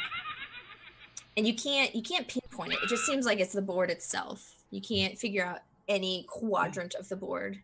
But I'm not gonna do anything with it, but I'm going to find the planchette and put it on the Ouija board. Good choice. Bonus action. But that's I'm not gonna like make an action with it, but that's my turn. Yeah. Perfect. And I just look at Zavari. Are you still up here? Yeah, I am. I just go. Do you hear it? It's literally laughing at me. Did I hear it? If you were in the room, you definitely would have heard it. It would have been probably a little more faint for you, but like more like instead of you where Genesis could hear it coming from the board, it would have just been like a ringing in your ear, a tiny little cackle. Literally laughing at me. Okay. All right, Genesis. Sure. Yeah. That's on par for tonight, so yes. Okay. I back away. Where are you going? It's your turn. Can you roll for me? I'm not sure I want to touch that thing anymore. Oh my God! Can Genesis roll for Zavari?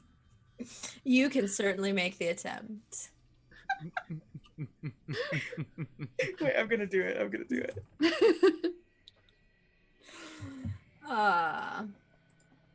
You roll it. It rolls on an 11, and then it starts twitching back and forth, going across the board with all different rolls. So it's not registering that roll as Zavari's. I don't think it likes us, Zavari. Oh, I wish we hadn't done that. Okay. Yeah. I still have my gun. I've never. Yeah, you have your gun. Oh, you do, but it's rolling across the board, and you're like, oh, I should never have done that. And it flies at your face. Make me a speed defense roll. That's. What would that be? It's just a d20. Okay.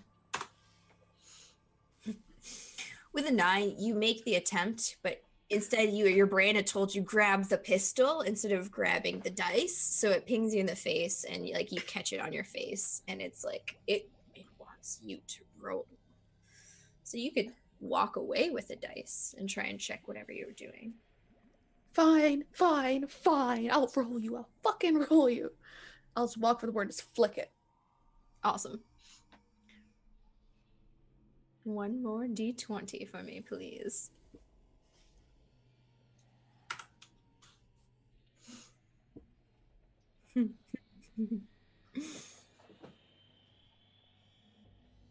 You are supposed to roll forward 7 squares, and your piece starts moving on its own. It rolls all 7 around. You're probably passing House on the Hill at this point. And then Genesis's piece moves. And it moves forward. And each square, Genesis's piece moves forward. Yours, Zavari, moves back until you guys meet in the middle and you're on the same space. And you don't understand where this game is taking you at all. But you start to hear the cackling louder and louder. Oh God, I'm going crazy too. Is this because I tried to move your piece? I blame you. Yeah, totally. I blame you. Both of you, can you make me a quick perception, which would be out of your intellect roll?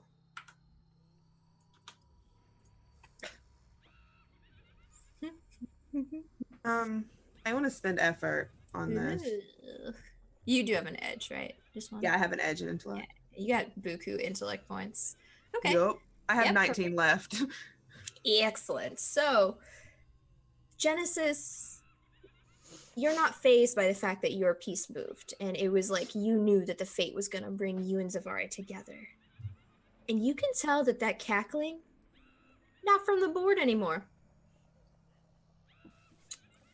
You haven't wandered through Andrea's place yet. You've just been enamored by the fine liquors and the great gaming space, but you can certainly get an inkling that cackling seems pretty damn local.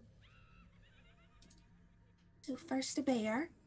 Now, what is this? What do you mean? You don't... the cackling that's coming from inside the house. It's from inside the house. I only heard it from the board. It's inside. Alright. I've had enough of these motherfucking witches in this motherfucking house. And I just take the gun and start searching. I'm gonna just stay here with the board. Have fun! So Genesis, you're just staying with the boards. She's staying at the board. Two of her friends have been sucked into You're it. like, She doesn't know what's okay. happening. Okay, there's witches here somewhere, but You guys joke's have on fun. you. You guys go do the thing. Fabulous. Excellent. Split the party. Do it. All right. Well, with that, Zavari is wandering the estate of the great Barton. And before we fade into Andrea again, you just need a moment to process that bear a little bit more. Because we need to give our good friend Vigor a visit. Oh, Vigor. The feeling of being sucked into this board was 10 times more uncomfortable than any recursion jump you've ever had. Like, actually, your insides felt like they were rearranging. And you know you're good at recursion jumping, and this was just super unpleasant. Had it been anyone other than you, one so experienced in travels, they might not have fared as well. However, you feel... Vigor, are you claustrophobic? Before we press... No. Good. When the recursion stops, your insides are back rearranged, but you feel stuffed. And as you open your eyes, everything is hazy. Like you're seeing it through some sort of thick glass. I will try to like raise my hands. Can I move my limbs at all? You've got enough elbow space to do like a little chicken dance. And you're gonna raise your hands up, and you feel that you're met with resistance. And as you look up, you kind of see like a dark circle above you. And if you look closer, you can tell it's maybe cork. A cork. Mm-hmm. So it looks like I'm in a bottle. Maybe. It'd be safe to assume. Well, he's going to quiet himself, and then he's going to just reach forward, and I'm going to just start Beatrix kiddoing it, and just like punch forward, just like with like a short like 6-inch punch, and begin trying to break out of this glass, which is good because I'm trained in breaking objects. Like literally, I have a skill where I'm trained in breaking inanimate objects. You absolutely are. You are trained. Would you like to spend any effort? And I'm going to also spend effort. Okay. So that is 2 effort. And that shifts it 2 difficulty levels. Mm-hmm. That's a 15. Well, Vigor, you've had so many experiences breaking things, and regardless of whatever apparent size you may be, you had like a sixth sense, knowing that this was just the right amount of effort that you would need to break through this glass. It shatters, it splinters before it shatters, and then you start to feel like you're losing your balance, and you fall off the shelf. Vial shatters, and you are free to go, but you also take 5 points of damage from falling off the shelf. Can I try to do a luck roll? Or I'm sorry, a luck roll. What is this called? Can I try jumping or like a jump roll to try to Yeah, go ahead. Let me lessen see. some of that? 4 flavors. Yeah, absolutely. Awesome, because I'm also trained in that. So I will do that. Okay.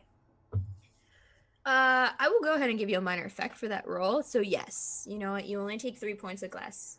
Glass shatters. You get some minor scrapes on you, and as you try to jump away from the glass, you take a quick spin around. You do like a little acrobatic jump, and you notice that there are lots of vials, and your eyes kind of fixate on one specific vial, the same size as yours, maybe a few inches tall, and you just see your good friend banging on her glass, trying to figure out how to get out of her own vial. You see Gwen's face, utterly freaked out and terrified. And you get sucked back. As you're jumping away, you get sucked back and you pop back in, and you are with the only person left at the game board, Genesis. Holy shit! Yes. Well, that was certainly a vile experience. Hold it in. Don't let it go. Just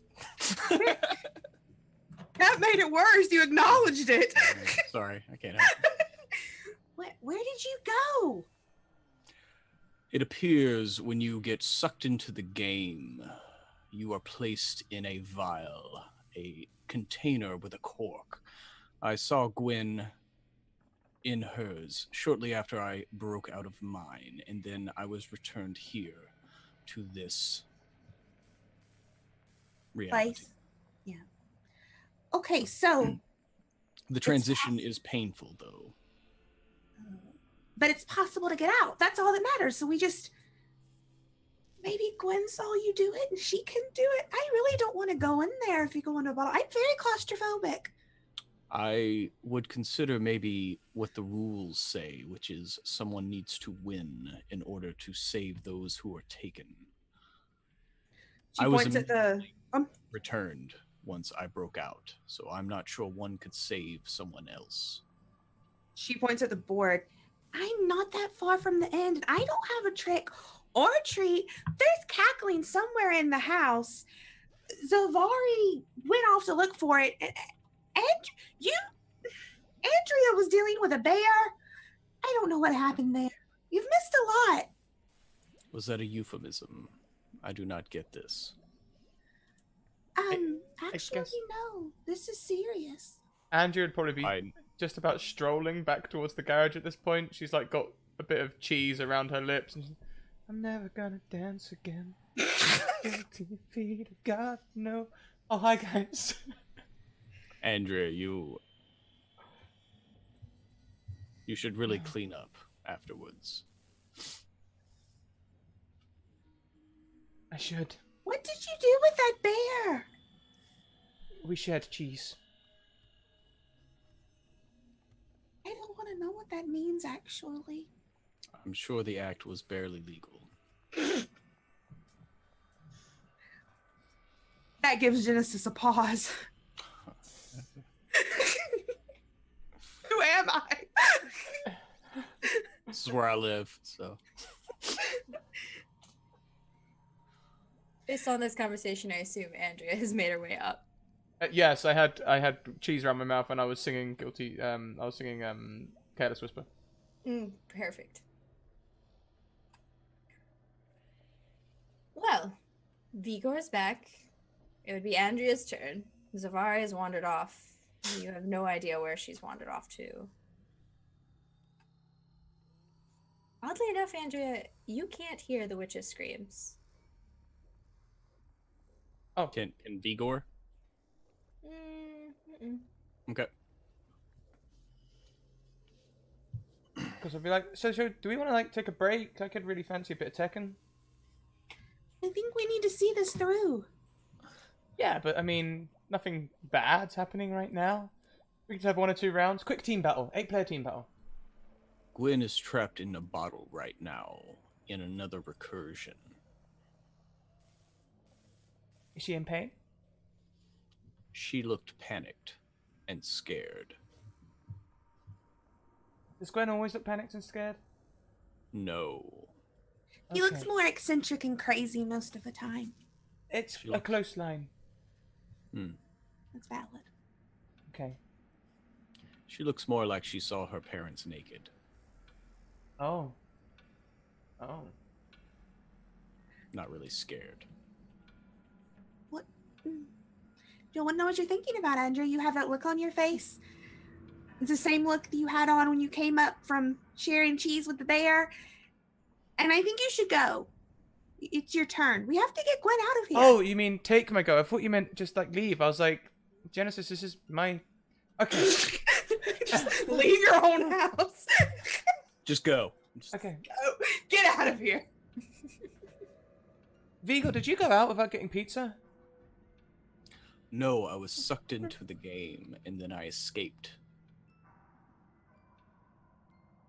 Is that a euphemism? No. I'll roll the dice.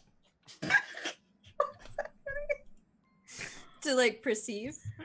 No, just to play. Oh, okay. Mother Trucker. Andrew has to be the luckiest person ever. It's her house. House rules, right? She survived seducing a bear, so I'd say so. Y'all. I'm using a y'all on this. Should always use my mom. Pirates of Paradise, that's all I'm saying. You know that 20s are valuable in this game. You are back in the carousel of chance. Do you choose to proceed 7 spaces, or do you roll again to see what you can acquire? I'll take the 7 spaces this time. I've already got a treat. Do We're doing you? well. Do you? I've got something. Yeah, you have a Cypher. You have nothing labeled trick or treat. Oh.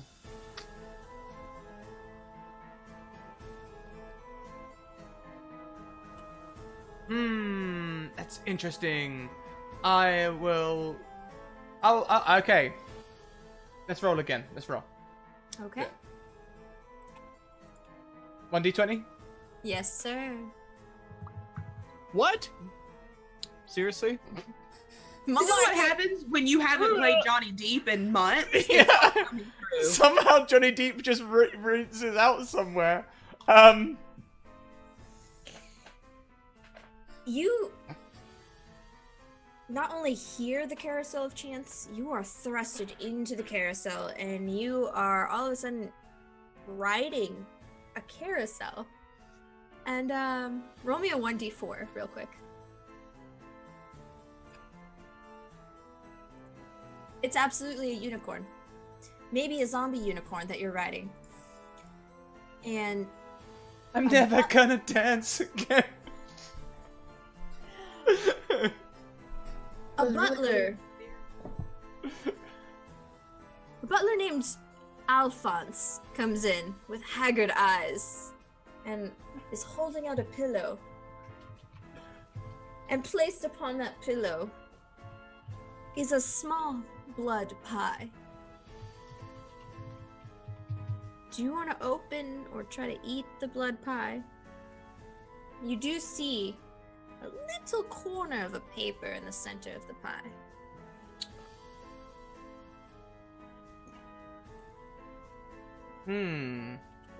Does it look like baked in, or does it look like I could remove it? It looks baked in, but I mean, it's a piece of paper, so if anything, it'll just have bits attached to it. if you pull it out.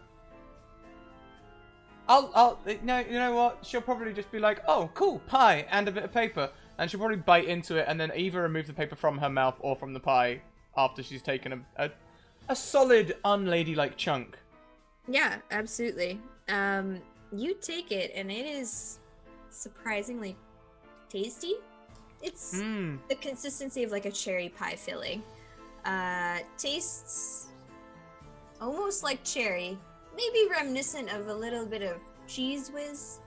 Yeah, it goes well with the cheese whiz. A little bit of it runs down the corner of your mouth, and you lick clean that piece of paper, and you hold it in your hands, and all that is written there in red ink is treat.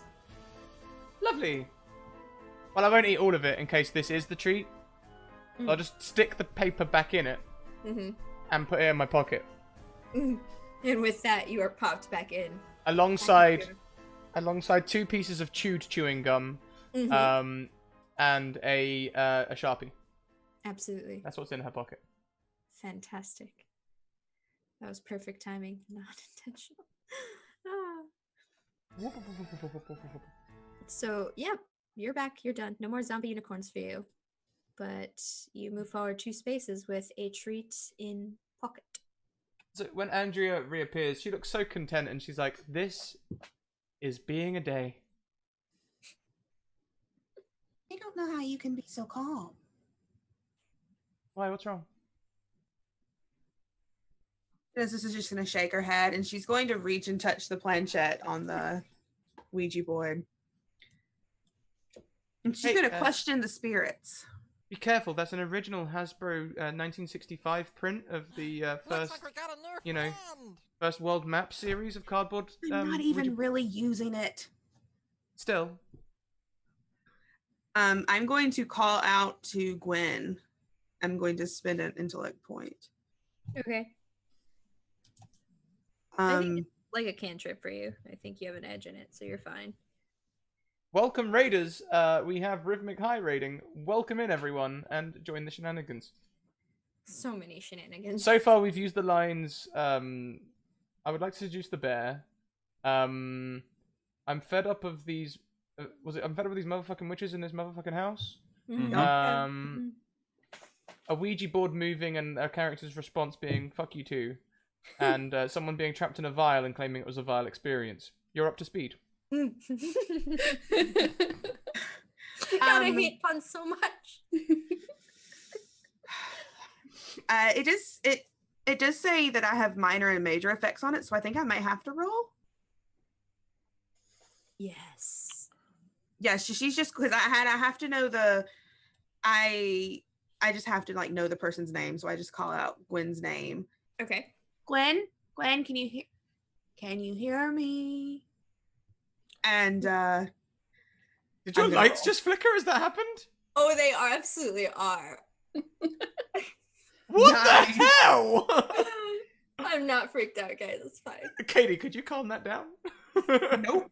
It's spoopy month. As you call out to Gwen.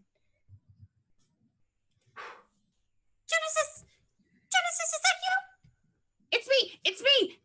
Are you okay? I mean, relatively speaking, yes. It's obvious that I've been placed into a different recursion, but I think I'm stuck in a bottle. I don't know how to get out. I'm very briefly. I might have seen Vigor, and he just freaking punched his way out. How do I get out of here? I mean, do what Vigor did. Punch your way out. Ow! No! He's gotta have like knuckles of steel. That hurt. Oh. He sort of does. That's his whole thing. If we can all chime in, can I just be like, try left down, right up, R2, L1, R1, R2, circle. Andrea, you shut the front door. It's not some stupid cheat code to get out of this recursion. I think we have to beat the game. Yes, okay, that makes sense. Yes. Oh, dang it. I really wish I could have played with you guys. But yeah, you should see me and Sandwich. Oh my god, my lights got brighter. This is creepy. That's what happens when you're doing a seance. The devil, you know. I told you that is an original 1965 Hasbro Ouija board with the world map print on first edition. It's first edition. That's why it works. It's first edition. Okay, Gwen, we'll get you out. Hopefully.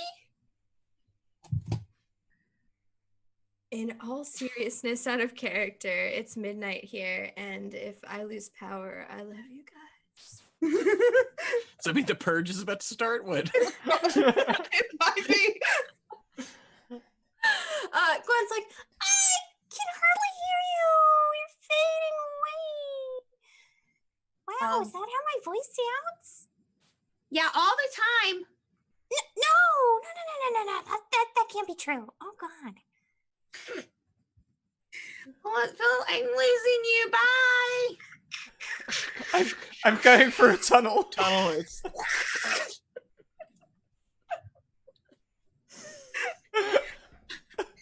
And she looks at Vigor and Andrea. It's Savari's turn, and I feel like maybe I don't know if we're gonna win this or not, guys. We might need to write Gwen off. Upon saying right, Gwen, or Looks like we're Gwen getting your off. friend. I think it's GM intrusion time. Genesis, would you like to take the GM intrusion? Yes. And I'll give my other point to Vigor. Hey.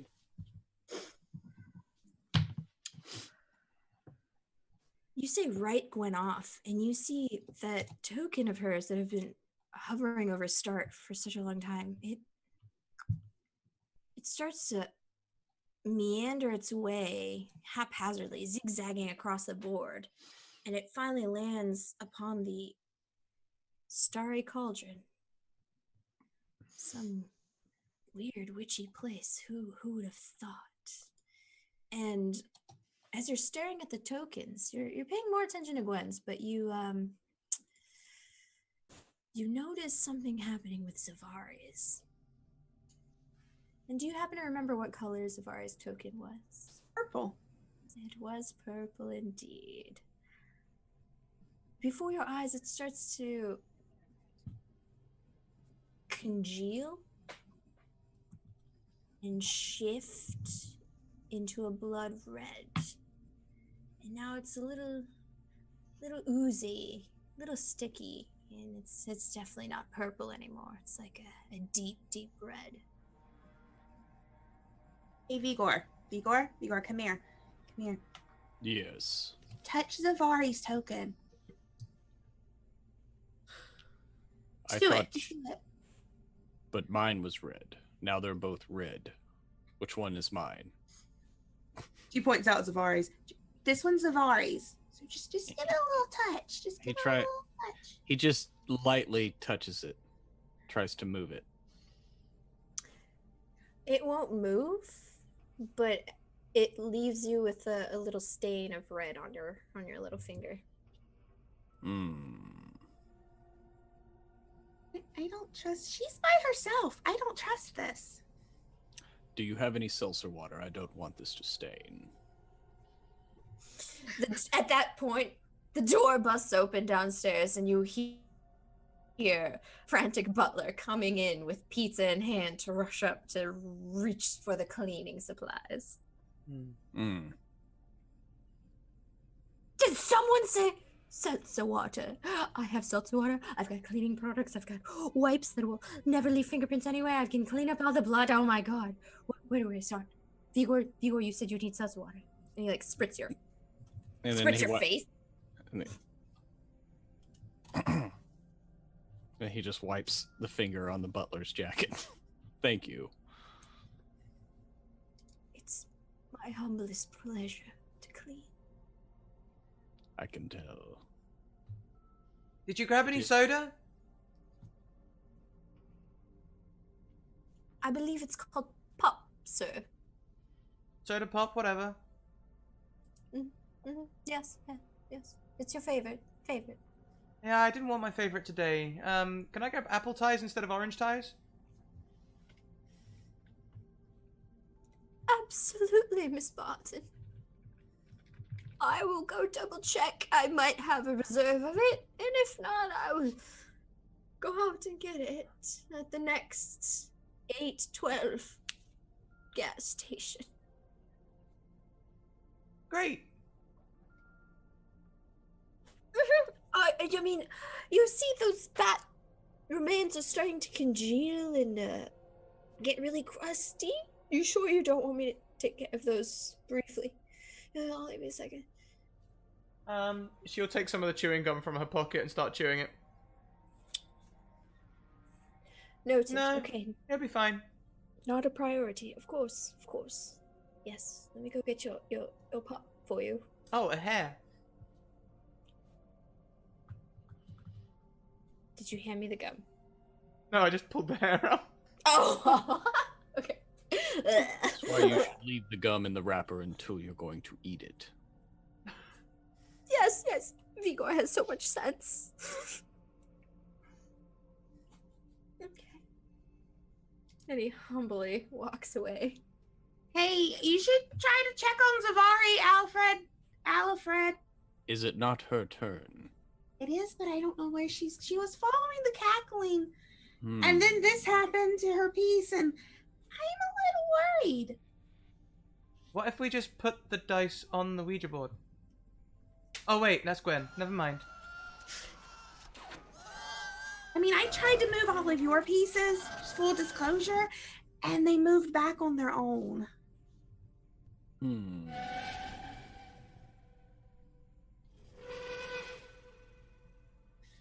don't know what we can do to help. You all heard that screech and that metal noise, and you could clearly hear it coming from the mini theater where the projector is set up for his for Andrew's best movies and binge watchings of the Nephi. Yes, the Nefli and Chill. Definitely in Chile. It won Best Foreign Film. Indeed. I didn't rate it. I will go investigate this. And can Vigor... Can I use one of my regenerations like while I'm walking over there? I know it's not like in my turn yet. I don't know. What do you think? Andrew's place is larger, a little more expanded, so I would say yes, you would have enough time to gain back whatever you needed, Mr. Okay. Generator. Because after Genesis mentioned me having knuckles of steel, he like looks down at his hand that he broke out, and his like fingers are a little twisted, and so he just kind of focuses on it for a second. And let me make an intellect roll, and I actually failed. Wow. Oh. It's only a level 2, and I failed. I know I should have used a level of effort. Oh well. Yeah, you are staring real hard at your neural knuckles, and no one's ever seen you, per se. It's normally something you try to regenerate in private.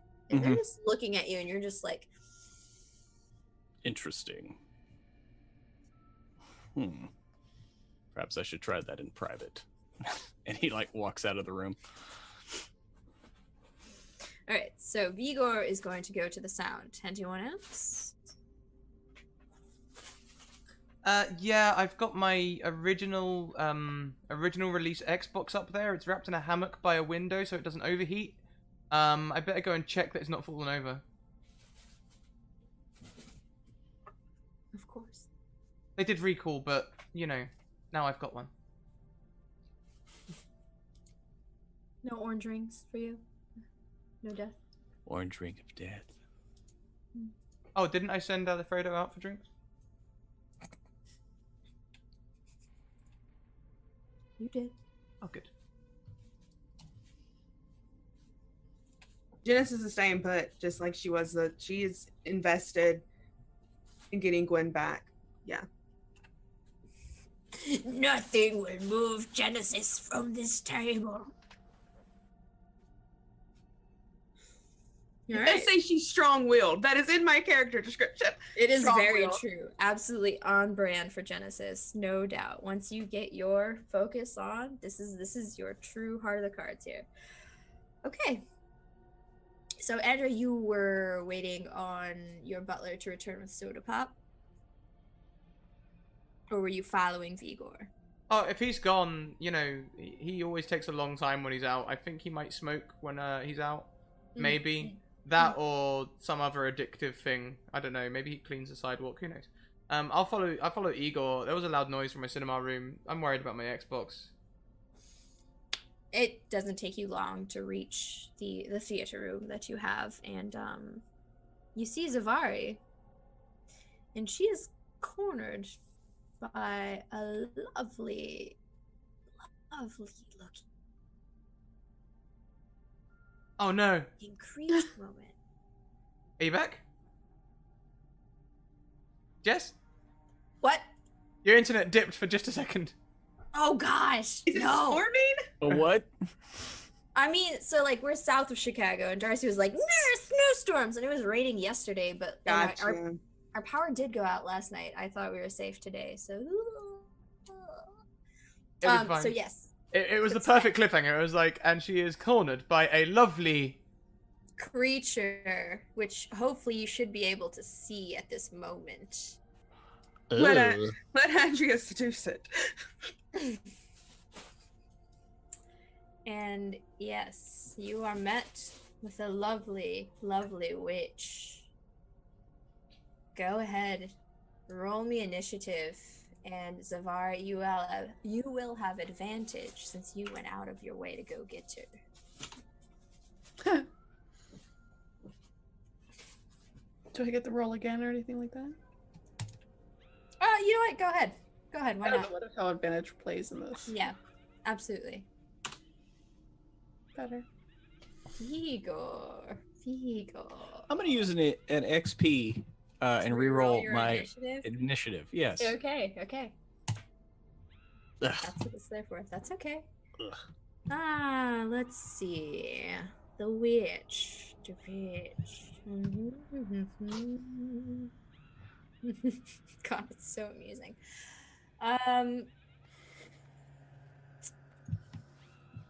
Scrat. Sorry, Andrea, Vigor, you come into the scene just a little too late to help Zavari. Zavari, you're gonna have one turn to make some sort of reaction to reach out to this witch, as you've intruded upon her space and you followed her cackles into this room, and you've been running around in circles and she's been chasing you, cackling you, and do or die. What are you going to do?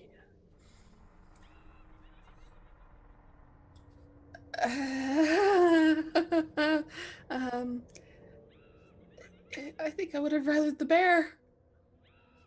And she's just gonna pull her gun up and Me too. try to. Sometimes you seduce the bear. Sometimes the bear, well, she seduces you. Yes, of course. Why not? Your Famous old saying.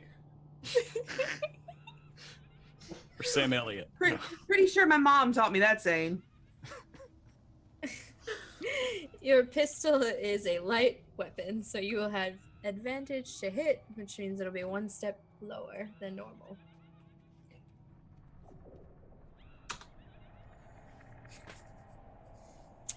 You are trembling and trying to pull out this pistol, which you've never shot indoors. It's not in Zavari's way to do that. And you're aiming for her face and zings right past. And you have this real scary inkling that if you'd rolled any lower, you might have hit one of your friends, as it zips right in between. The bullet hits right in between both Vigor and Andrea. Oops. Right out the door. Woo. Somebody help! Yeah. Ma'am, you're real pretty, but hi. How about letting me go? You just hear from the other room. What are you doing in there? A witch. A what? A She's witch. a witch. Well, she looks like one. It's now the witch's turn, and she stares at Andrea. She's like, "What do you mean by that, dear? Can't you see my beautiful countenance? Well, yeah, but Clearly, I would own a house much bigger than this one. well, I mean, I can understand why you're salty. A lot of people are, but my parents actually worked really hard for this. No, I'm sure they did. I don't understand what you mean by this salty, but Oh, it's probably because No. you'll burn if you go near it. oh, I don't know what you ever so mean by that. I don't. I just, what is this? And she stares at Zavari and she's like, now you can't believe that silly woman over there. I'm not a witch, right? We've just been running around playing a fun little game of tag.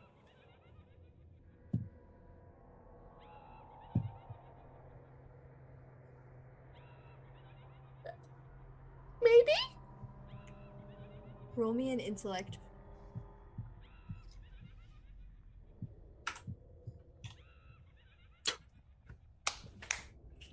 You have XP that you can use to re-roll that. Can I use XP, please?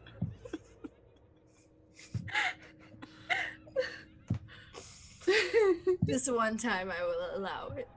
Note that all of my home games, no, we don't spend XP on ones. You just take it. But it's fine. It's fine. It's probably a good choice. Reroll that. Oh! Oh! Snake eyes. The dice Oh have my! spoken. Oh, I'm so screwed! Oh my! It's been nice knowing you, Zavari. Bye! And she Remember me focuses her fondly. attention on you. She's trying to convince you that she's not this horrible, ugly witch. It's a blur and starts to blink back and forth. And you no longer see this horned woman with a gaunt face. But she's very, very enticing. Very beautiful. Clearly very royal in demeanor, in complexion, and you're just enthralled by her. And your next turn, you'll have a disadvantage to hit. It'll be harder to hit.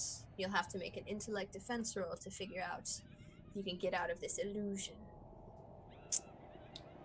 Alas, those GM intrusions are a bitch.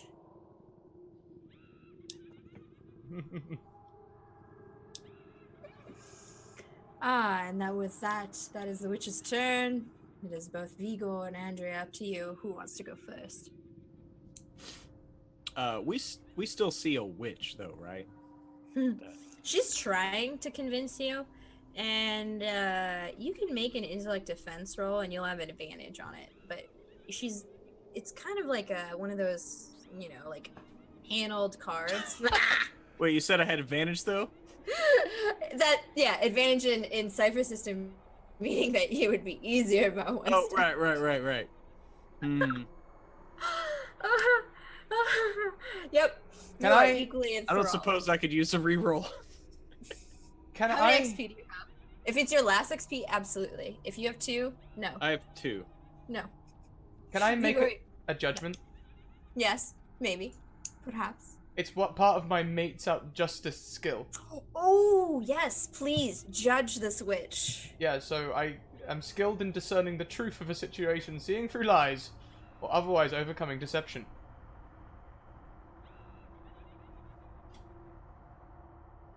Get out. Okay. Did you is that you judge me first? Or am I guilty or innocent? Darling.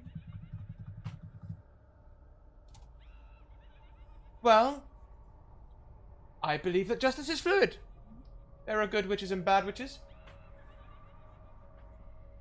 But the wart on the nose is not helping. With the long, crooked... Is that a stick-on nose? I have to know. I have no idea what you're talking about, sir. No. My dear. Oh, I'm sorry. You look a little hazy too.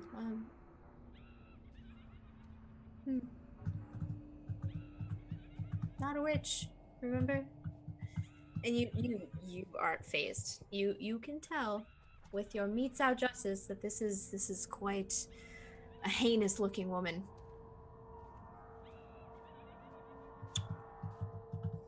What would you like to do, Andrea?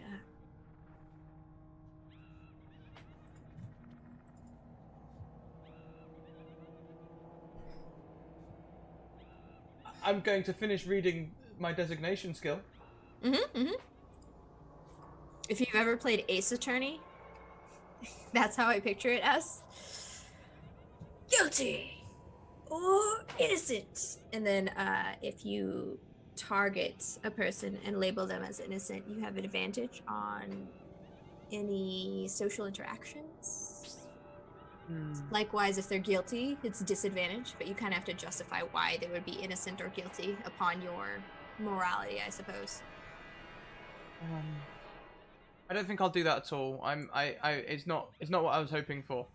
Sure. What I'll do instead is I will produce my Acme grappling hook, and I will shoot it into the rafters and try and ascend into the rafters. But of course, please do. All of my rooms have rafters for this purpose. Yep. You practice this skill. You know what? It'll be easier for you because this is what you live for. This moment. I would like to use an XP to reroll. Okay, go ahead. Oh my god! Remember Bye, Johnny Deep. all of the beginning of this game? They're deteriorating, my friends. Yes. You try desperately, but you just keep hear that cackling that's not coming from her voice, but it's ringing in your ears, and you hit the rafter, ping it off, it bounces off to the second rafter, and it looks like it's going to wrap around. It just doesn't lock in place, and it just falls pathetically at your feet. I start winding it back in. Okay, Zavari. Like a yo-yo. It is now your turn. Please make an intellect defense roll, and then you'll get a chance to attack. Which, well, I promise I'm rooting for you. Oh my god. Yep, you still think she's pretty and very interesting. What do you want to you tell me how you are enthralled by her?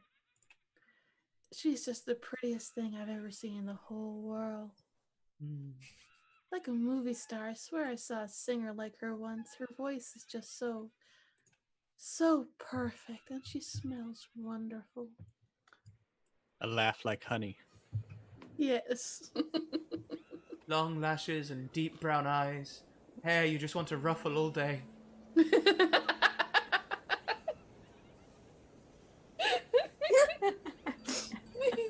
This one doesn't growl. Neither did she.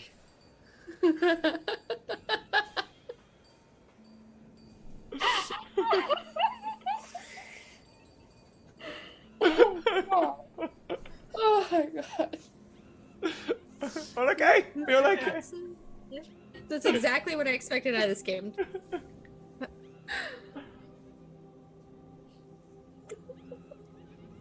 Oh my god. With that, it is the witch's turn, and she looks straight at Andrea. I don't. Can at this point Genesis be like walking to where they're going because they've been gone for so long? Oh yeah, you could definitely take your action and get there. You could be standing at the door, so like by the next turn, you would. Yeah. You would I have just to wanted see. to. I'll go ahead. Yeah, that makes Yeah, I sense. just wanted to interrupt. Yeah, sorry. Yeah, come back, Genesis. We need you. So yeah, you will have the same initiative as Andrea and Vigor at that point. The witch is going to look at you, Andrea, and just be like, "I'm hurt that you think I'm such a horrid-looking witch, but perhaps I can give you something to convince you otherwise."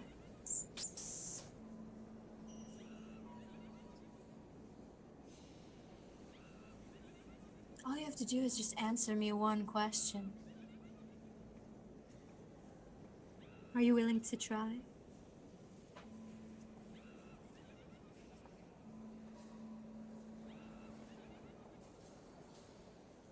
So what you're saying is, riddle me this? Perhaps. Guilty!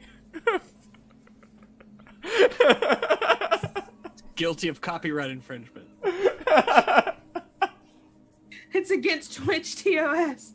I'm not quite understanding what it does, but I'm doing it anyway. I'm designating her as guilty.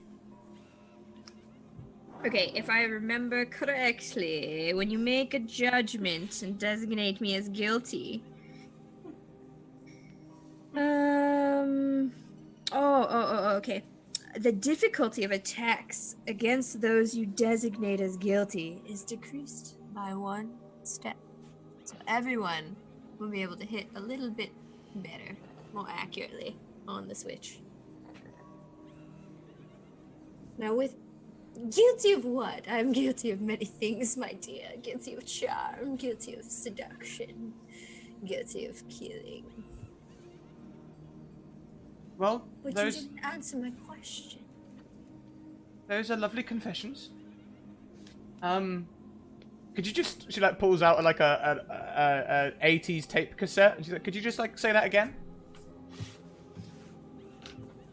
I will confess to you all my crimes, but you must answer my riddle. Please agree to this. Okay, what's the riddle? Warn you, I'm really good at riddles.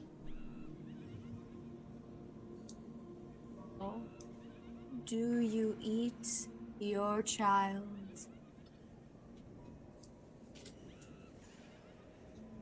Do you mean like the placenta thing? This is not a game with any more hints. That is the question, and you must answer it.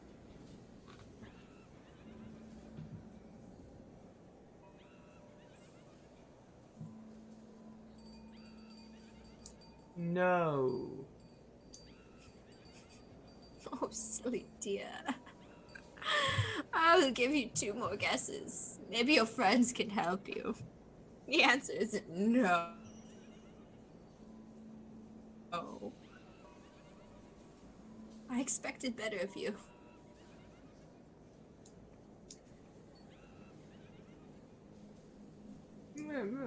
Can I make an intellect roll? Can I do that? I was gonna ask, can I scan her? At this point, Andrea, it'd be the end of your turn. You could perhaps at the beginning of your next turn, but you are confounded and baffled because you were convinced that she was guilty.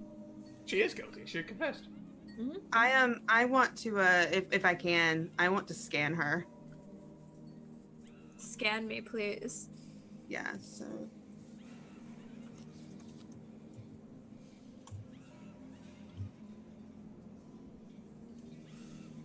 15. Okay. That is a really good scan. Your eyeball is putting in some work on this witch. She doesn't have time to try and convince you. You see her for the haggard son of a witch that she is. She is ugly, like goatee, scythe, crappy, frayed hair. It's not a good look. Oh, I know that you're sort of in love, Zavari, and I get it. Beauty's in the eye of the beholder and all, but we should probably kill her. Yeah. At that, can Vigor like try to like look and peer through her beguiling aura? Yeah, I mean, you guys can both make a bonus action without taking your turn and roll me that sweet d20 with ease of. I'll give you 2 steps with a 15 to try and break out of this. And I'm going to put in a level of effort. Sure. I'm going to use since that wasn't a 1, I'm going to use one of my experience points to re-roll this. KK. Thank God I gave you one. How about that? With all of the easements and the effort, yes, that was the exact number you needed. Okay, that's awesome. Oh, what a witch! Thank God.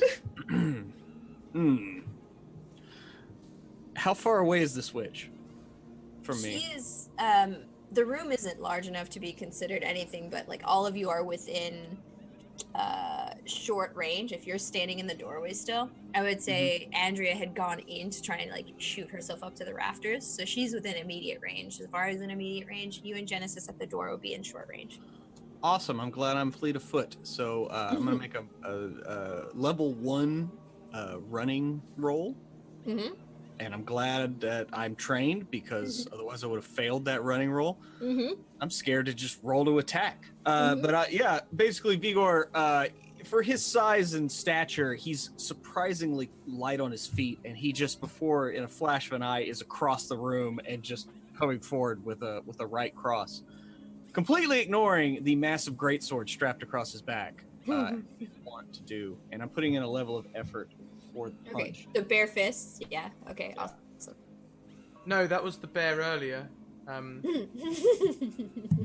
Let's not go down a bare fist. That's. Sorry, I didn't read that clause in the contract. Really? What the fuck? I don't care. I'm gonna use my last XP to re-roll that because I'm tired of rolling crappy. There you go. I love how you were fondling a real dice as well. Like, screw this roll 20 shit. Energy. Well, this is my lucky die, so yeah. So yes, so level of effort on that, and I rolled a 19, so it's a +3 damage. Yep. So that'd be How 7. would you like to punch her? Is it an uppercut? Is it straight across her face? Did you like? He is her? No, he is a straight point A to point B. It is a straight right, trying to put it right through her ugly face. Okay. And so yeah, that would be 7 damage. You hit her jaw, and it's already looking a little unhinged, but it's just clearly like dangled. And she looks at you, and she's like, "Why would you do such a thing? That hurt. Don't you want to answer the riddle?" I am answering the riddle. Vigor doesn't eat his children. He just punches things. It's sort of his whole deal. Huh. Okay. Fine. Be it that way. Her cackling is a little louder in your ear, Vigor, than the others, and it's quite distracting.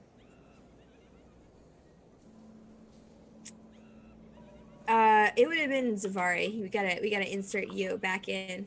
So go ahead and make the intellect roll, the intellect defense roll. Genesis gave you 2 steps eased if you want to apply intellect effort to try and not be swooned by this mangled witch. Yeah, I'm definitely going to have to. Cool. Right before your very eyes, the witch that you are so enthralled by, that seems so beautiful. Her jaw is just unhinged, and she's just staring at Vigor and not at you. And at first you're offended. You're like, but you look so good. And then you look at her, and how do you react to this horror in front of you? You're like a decomposed B. Arthur. What was I thinking? Told you so. I'm not sure whether to shoot her or shoot myself. Preferably her. I'll try and take a shot at her if possible. Yeah, absolutely. Go Do for not give up yet. it. Pistols are easy. Come on. What could At least go I wrong? can share a moment with her like Andrea and At the bear. this point, you do know it's a level 6. Eased by 1 would be a 5, so you would have needed a 15. Yeah. So that just grazes her ear. Doesn't hit anyone, but it's still, that pistol is not putting in the work. What am I thinking? I'm having second thoughts, okay? It's just a coyote ugly moment. And she looks at you and she's like, "But I thought we had something special. At least you could have tried to answer my riddle. I want someone to give me the answer." Give me some cheese and I'll think about it.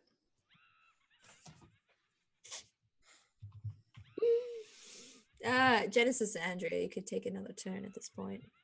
She's with that 19, the minor effect would have been that she can't retaliate to you guys. She just keeps repeating the riddle.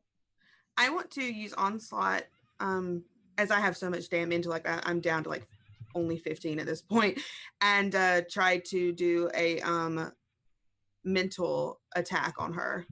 Ooh, what does the mental attack look like? It's just 2 points of damage, of intellect damage, and it ignores armor. And I think that it's the same thing. It's his pulse, but you guys it's like her own version of cackling. Genesis is like cackling back at this witch. And I guess I need to roll. Yeah, 17. Okay. Your version of cackling resonates in perfect pitch with her cackling in your head, and you're able to match it. And for a moment, she stops with her jaw slack, and she's just like, no one's ever been able to speak to me that way. Oh, it hurts so good. That wasn't what I was going for.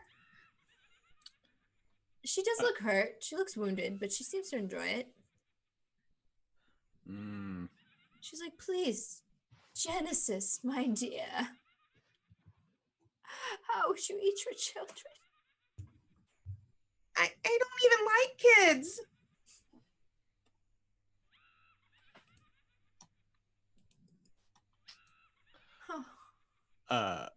So you said like both Vigor and Andrea can go again, yes? Okay, yeah, Vigor is going to notice the distraction from Genesis' attack, and he's going to try to catch her with an uppercut. Oh shit! Just tear that jaw right off. And I'm going to, and with melee attacks, you can do might or speed, yes? Correct. Okay, cool. Well, then I'm gonna do that. Try to slip in a quick uppercut and take it out of my speed pool this time. But I'm going to use the effort for damage. Oh shit, son! Where are you holding your lucky dice? Holy fuck! I don't know if I've ever rolled this many ones. Lucky dice have nothing compared to these pants. Okay. Roll 20 is just done with you. Clearly, done. I think I'm done with roll 20. Being Get the Eric Bulgaris on the phone right now. I'm calling him right now, Eric. now, being the kind, generous, wonderful GM that I am, if anyone has an XP that they'd be willing to just check towards Vigo for maybe a reroll. I will. I'll give one to him. I used mine. I have two, so I'll give one to Vigor. You're too kind. So you're saying I can re-roll this? If I roll another one, we need to end the stream right now. I might just drop out of the stream because I need to. I still missed, I'm sure. Roll priest. At this point, you realize with all of your combat prowess, she's level 7. With your advantage and your easement, it would have been a 15 or higher to hit. She's like, I told you, just answer my question and everything will be revealed. Just tell me, how would you eat your children? And she rips her jaw back into place.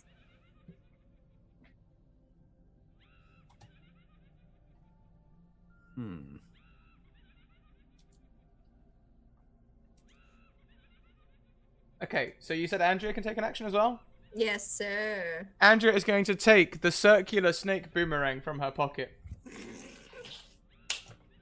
She is going to throw it. And as she throws it, I'm going to use a speed point to use quick draw, but I'm going to flavor it that it splits into 2 in the air. And both parts of the boomerang go straight past her. Okay. And then she says, now, it's a horrible thing, but everything is good with satay sauce. And then the boomerangs come back to hit her from behind, hopefully. Okay. Effort? No effort? Speed? No effort. No effort. Just boom. Okay, fine. Good. It does. At this point, it does. You've actually managed to hit her at some point, and I imagine that these 2 pieces of some sort of weird snake boomerang have come. One's pierced her straight through the neck, and she makes a garbled sound. Andrea, thought we were special. I thought you were. Even if I was guilty, you were supposed to answer my question. I did. I answered twice. You didn't like my answers. Get over it. It doesn't.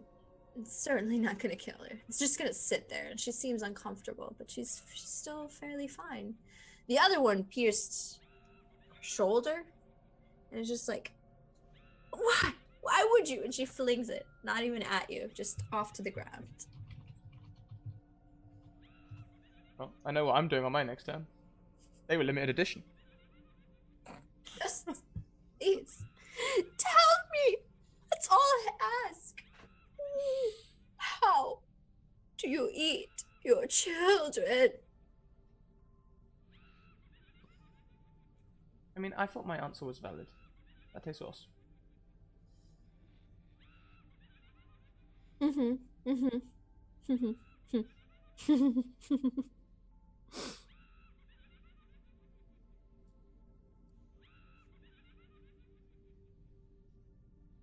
Genesis. Make me an intellect, just a straight intellect roll. Effort or not, whatever you want to do. Okay, hold on just a second. So I don't know if she's like attacking me or anything, but I am. I'm trained in tasks resisting mental effects and a task requiring incredible focus or concentration. No defense needed yet. 10. Okay, that's not bad. With a 10, you would have heard the echoes of that scan that you had on that witch, and you realize this is probably the most literal question ever. She's just looking for the method. Perhaps maybe how you would eat in general. You just, look, I don't know what you want, but you just open your mouth and put them in there and chew. And then swallow. Make sure you swallow. Always swallow. Unless that is not your preference. Well, yeah, I suppose Igor has a point. you could just take the flavor, I suppose. The witch fixates on you, Genesis, and she's like, yes, my dear. You have answered the only thing I asked of you. She starts glowing with the same green glow that your onslaught and your scan seems to have. And she just opens her heart towards you and gently floats a vial towards your face.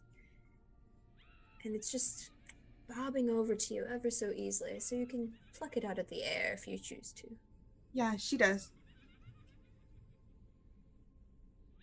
You see, it's kind of slimy. It's a very small vial, maybe about 5 drops of anything to swallow. And with an action, you could take a turn to analyze it and figure out what it is. But you honestly don't even need to know what it is on the inside, because on the bottle it's labeled trick. And with that, she disappears, fades away, dissolves into a mist, cackling into the night, ever so happy, taking that half of that batarang with you.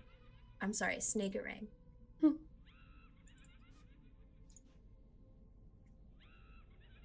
Well, that was interesting. Good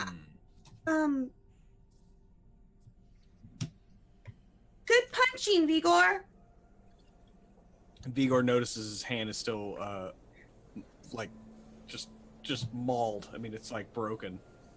And he tries to focus on it again. We use a little effort for this. And I got it. There And you go. he yes, you just see his hand start to snap and reform and and I get 4 points back to my might pool. Perfect. Well, I would imagine both Zavari and Genesis have taken a quick scan of the room to see if the witch has left anything behind. I'm scanning the potion to see if it has any other effects than just being a trick. Oh, absolutely. With that, Genesis, you realize it's an elixir of tricks. And if you were to offer it to any of your friends, it would make you feel like you have restored a point to any of your pools. But it was definitely an illusion, and you didn't restore anything. And you can take 5 sips of it. But it is one of the tricks officially labeled by the game as a trick. So at this point, between the party, you have one of each. Yeah, she hands it to Zavari. Here's a trick. You have a treat, right? And I believe it is your turn. Yeah. Exactly. We have to finish this game. What now? One last GM intrusion. Give it to me. And I'll give the XP to Zavari. Excellent. Roll me a percentile, and before you roll it, please tell me high or low. A percentile, you want 100? Please, please. I'm gonna say high. Okay. Ooh. Okay.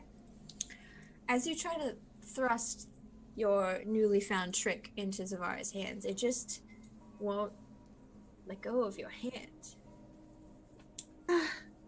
I'm trying and I promise. It's just stuck. I try to take it and pull it out of her hand. Okay. Would you like to roll a might?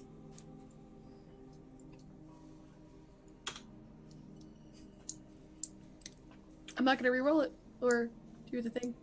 Okay.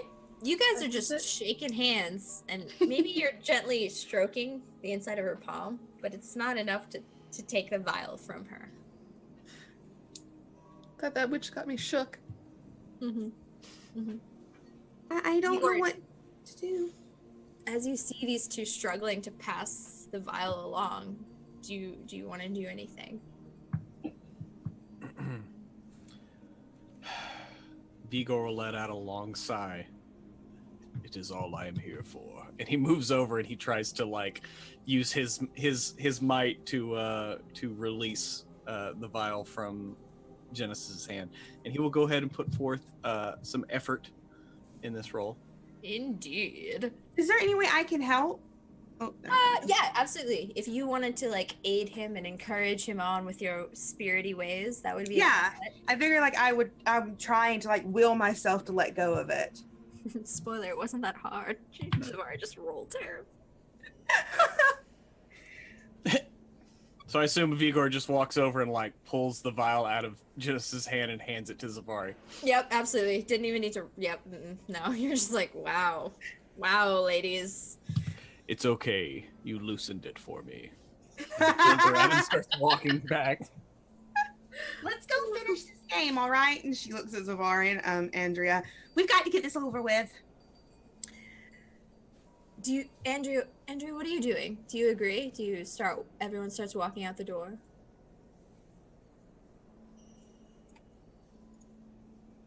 Yep, a lot of mute. Mm-hmm. Yeah, Sorry. that's because of how stealthy I am as a warrior. Indeed. So I'm going to like stealth run around and grab up my snake harangues and just quickly check that my Xbox is still safely on the hammock. Singular. You no longer have the whole No, they were part of a pair! dissipated with her. Right in her neck. Gone. Oh, Limited edition, no more. Andrea's just going to sit and have a crisis. Mm-hmm. Existential crises are always free actions, so. Yep, yep. So who would you say would be the first one to step outside the door? Not me. I mean, Vigor said he was turned around and headed back. Mm-hmm. The second you step across that threshold, everyone is sucked in. Not dissimilar to the way you would when you're pulled from an intentional recursion to another jump. And you are back at the game table. Holy fuck. Well, I think I want to retire. I got the years. I think I'm gonna retire. This is it. This is it. Just take your turn. You have both things. Maybe we can finish this. Okay. I blow on the dice. Quiet for a second, say a prayer or something. And then Please tell me what this prayer, this chant. Give me one good chant, and this roll I will ease by 2 steps. Oh, The pressure's on God. you. Oh, I don't do this well. Oh, please. Please, I just want to go home and eat pizza in my underwear instead of being with these idiots. I just want to go home. We have Please. pizza here. So Sortinos, not pizza. My pizza's better He and I gave don't have up to on wear those. pants. They're cold. The bear ate them. This is just going. Safari, Safari, Just Safari. roll it. And I tried so hard to push. Do you still have an XP to reroll? yeah, I still have one. I'm gonna use that XP.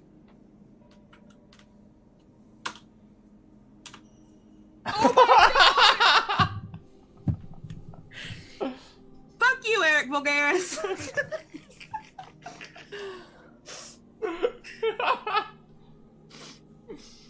What is this? What is even happening?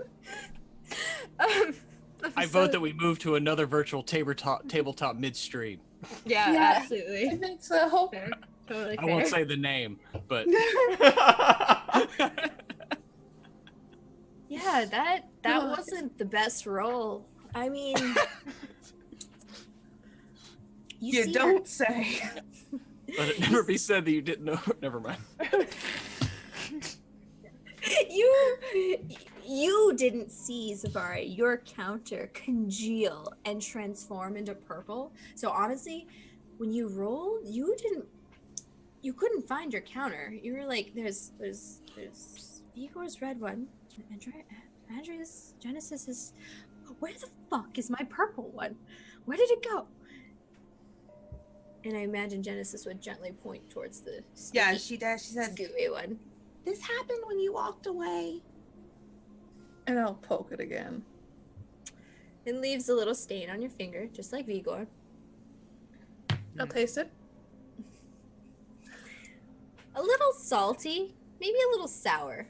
And just at the end of it, some umami hits the back of your throat.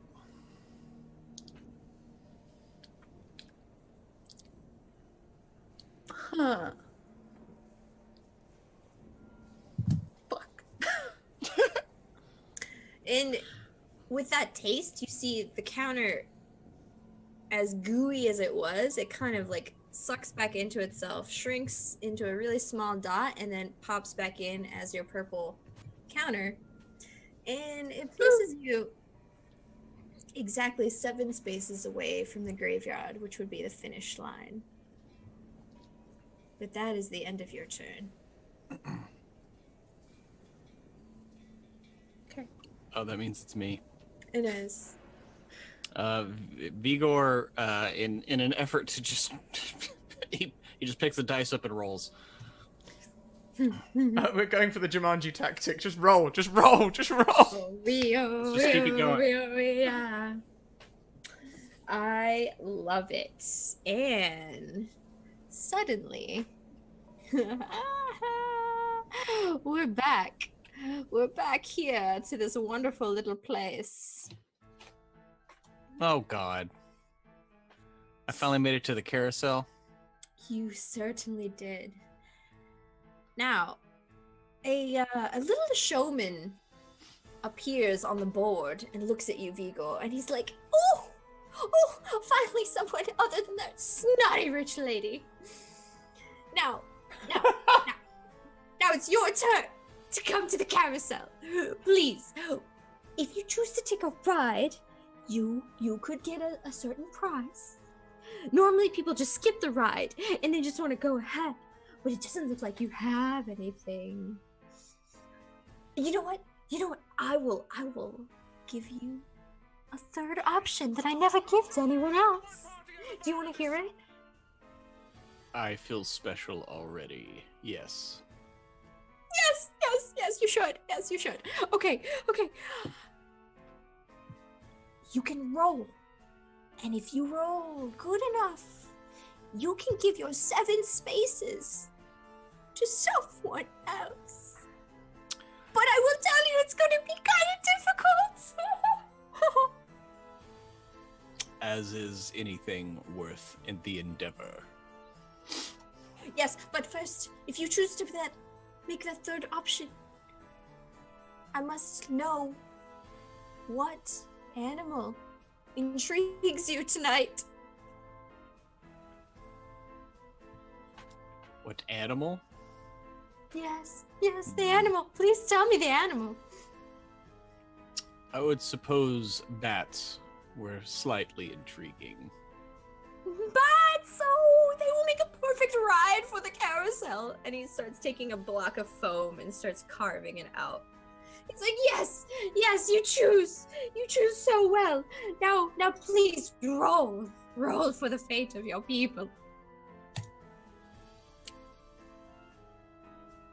I was holding my lucky die that time. Hey. All right, that is definitely good enough. That is the exact number. I put a difficulty 6 on this. Okay, fine. You win. He's like, okay. He starts carving a face out, and it's like already a bat. But then he realizes, he looks at the face and he's like, I guess you are going to take the third option, aren't you?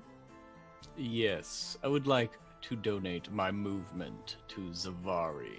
Okay. And he starts shaving away the bat face into a little baby face, a little cherub face, and starts painting it. He's like, okay, that's fine. I didn't need to give you anything anyways. Fine. And all of a sudden, the counter for Zavari raises up slowly into the air, into the epicenter of the room. And it starts hovering over each one of you, zipping back and forth between you all. And plops into the graveyard. Now, Genesis, yes. Vigor was able to hand you that trick. Okay, so you have both. You get to the graveyard. And for a second, you're seeing double vision. You see the room, you see the people around you, but in the corner of your eye, you see a room filled with vials. And there's one vial just rattling so furiously against you, and you see the littlest, tiniest version of your friend. And you are able to pluck her out of that weird existence, take her with you. And you try to crush the bottle in your hand. You're unable to. What do you do with that bottle? I'll try to uncork it. Okay. Flip my teeth, everything. Roll me 2d20s. I'm gonna fucking kill her, aren't I?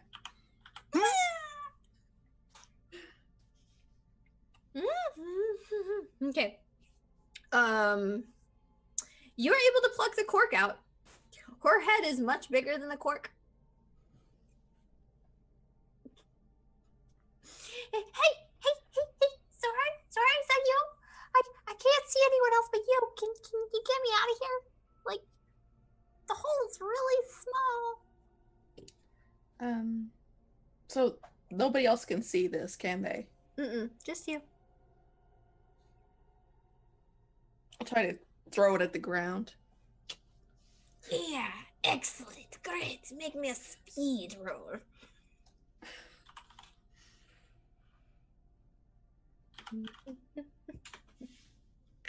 Great. As you just kind of dropped it, because you didn't want to like smash Gwen to oblivion, and it just kind of cracked and shattered. And as it shattered, she pops back into the living room. And she's like, guys, did you play the game? I'm back here. Your game sucks. It should be burned immediately. It ruined most of my limited edition toys. No. This is an important game. It's not just a game. It's clearly a recursion to this really tiny remote place that's kind of spooky. Burn it. No. Yeah, I agree. But can I just extract the... Oh, please. Do not expect us to save you from it again. Yeah, I think we should just get rid of this game. Is anyone gonna burn it right here on the spot? I don't want to upset Gwendolyn. I will look for something to light on fire with. You don't see anything, but you see your good butler in the corner furiously scraping at dried bat goo. And he always has everything you need. Alfred, Yes, my dear. do you have a lighter, or maybe some lighter fluid, and a flint, a tinder, anything? Oh, Miss Barton sometimes likes to partake in the smokes, you know. So, of course, I If you keep some. over rev the Skyline and drop it into gear, the exhaust or flamethrower. Okay. You should open the garage door first. Yeah, It's not yeah, like after last time. closed space. Gwen's just like sobbing in a corner, like, oh my guys, I just got back and I want to use it. I can create a new space into Christmas time. Was that a healing action? Yes, I was taking a recovery roll. Excellent. Okay. So yeah, you guys, without Gwen being able to struggle against you, light your wooden board game on fire. He'll dance around it. No, we have to set up a pyre and stand around it with dramatic music. Hang on, I've got this, and then you go and play the Star Wars music. Excellent. It's great. Come on, I've shown you this movie, Zavari. I've shown you. It's boring, okay? We do this on a weekly basis. We've been there. I don't know why you try to show us the same movie every week. Because Han shot first, Vigor. Let's just get this over with. Why are we watching the special editions then? Why don't we watch the original cut where he does shoot first? Because I like the commentary. It's almost like you want to be angry though by watching the version that is quote unquote wrong. But you can see the CGI, Vigor. You can see it. If you look closely, you can see it. I get it. You can see the windows in Cloud City. But is that really worth putting yourself through the nostalgic strain of seeing something altered? All I'm saying is nostalgia isn't what it used to be. It never is. That is the point of nostalgia. Only remembering the good and not the bad.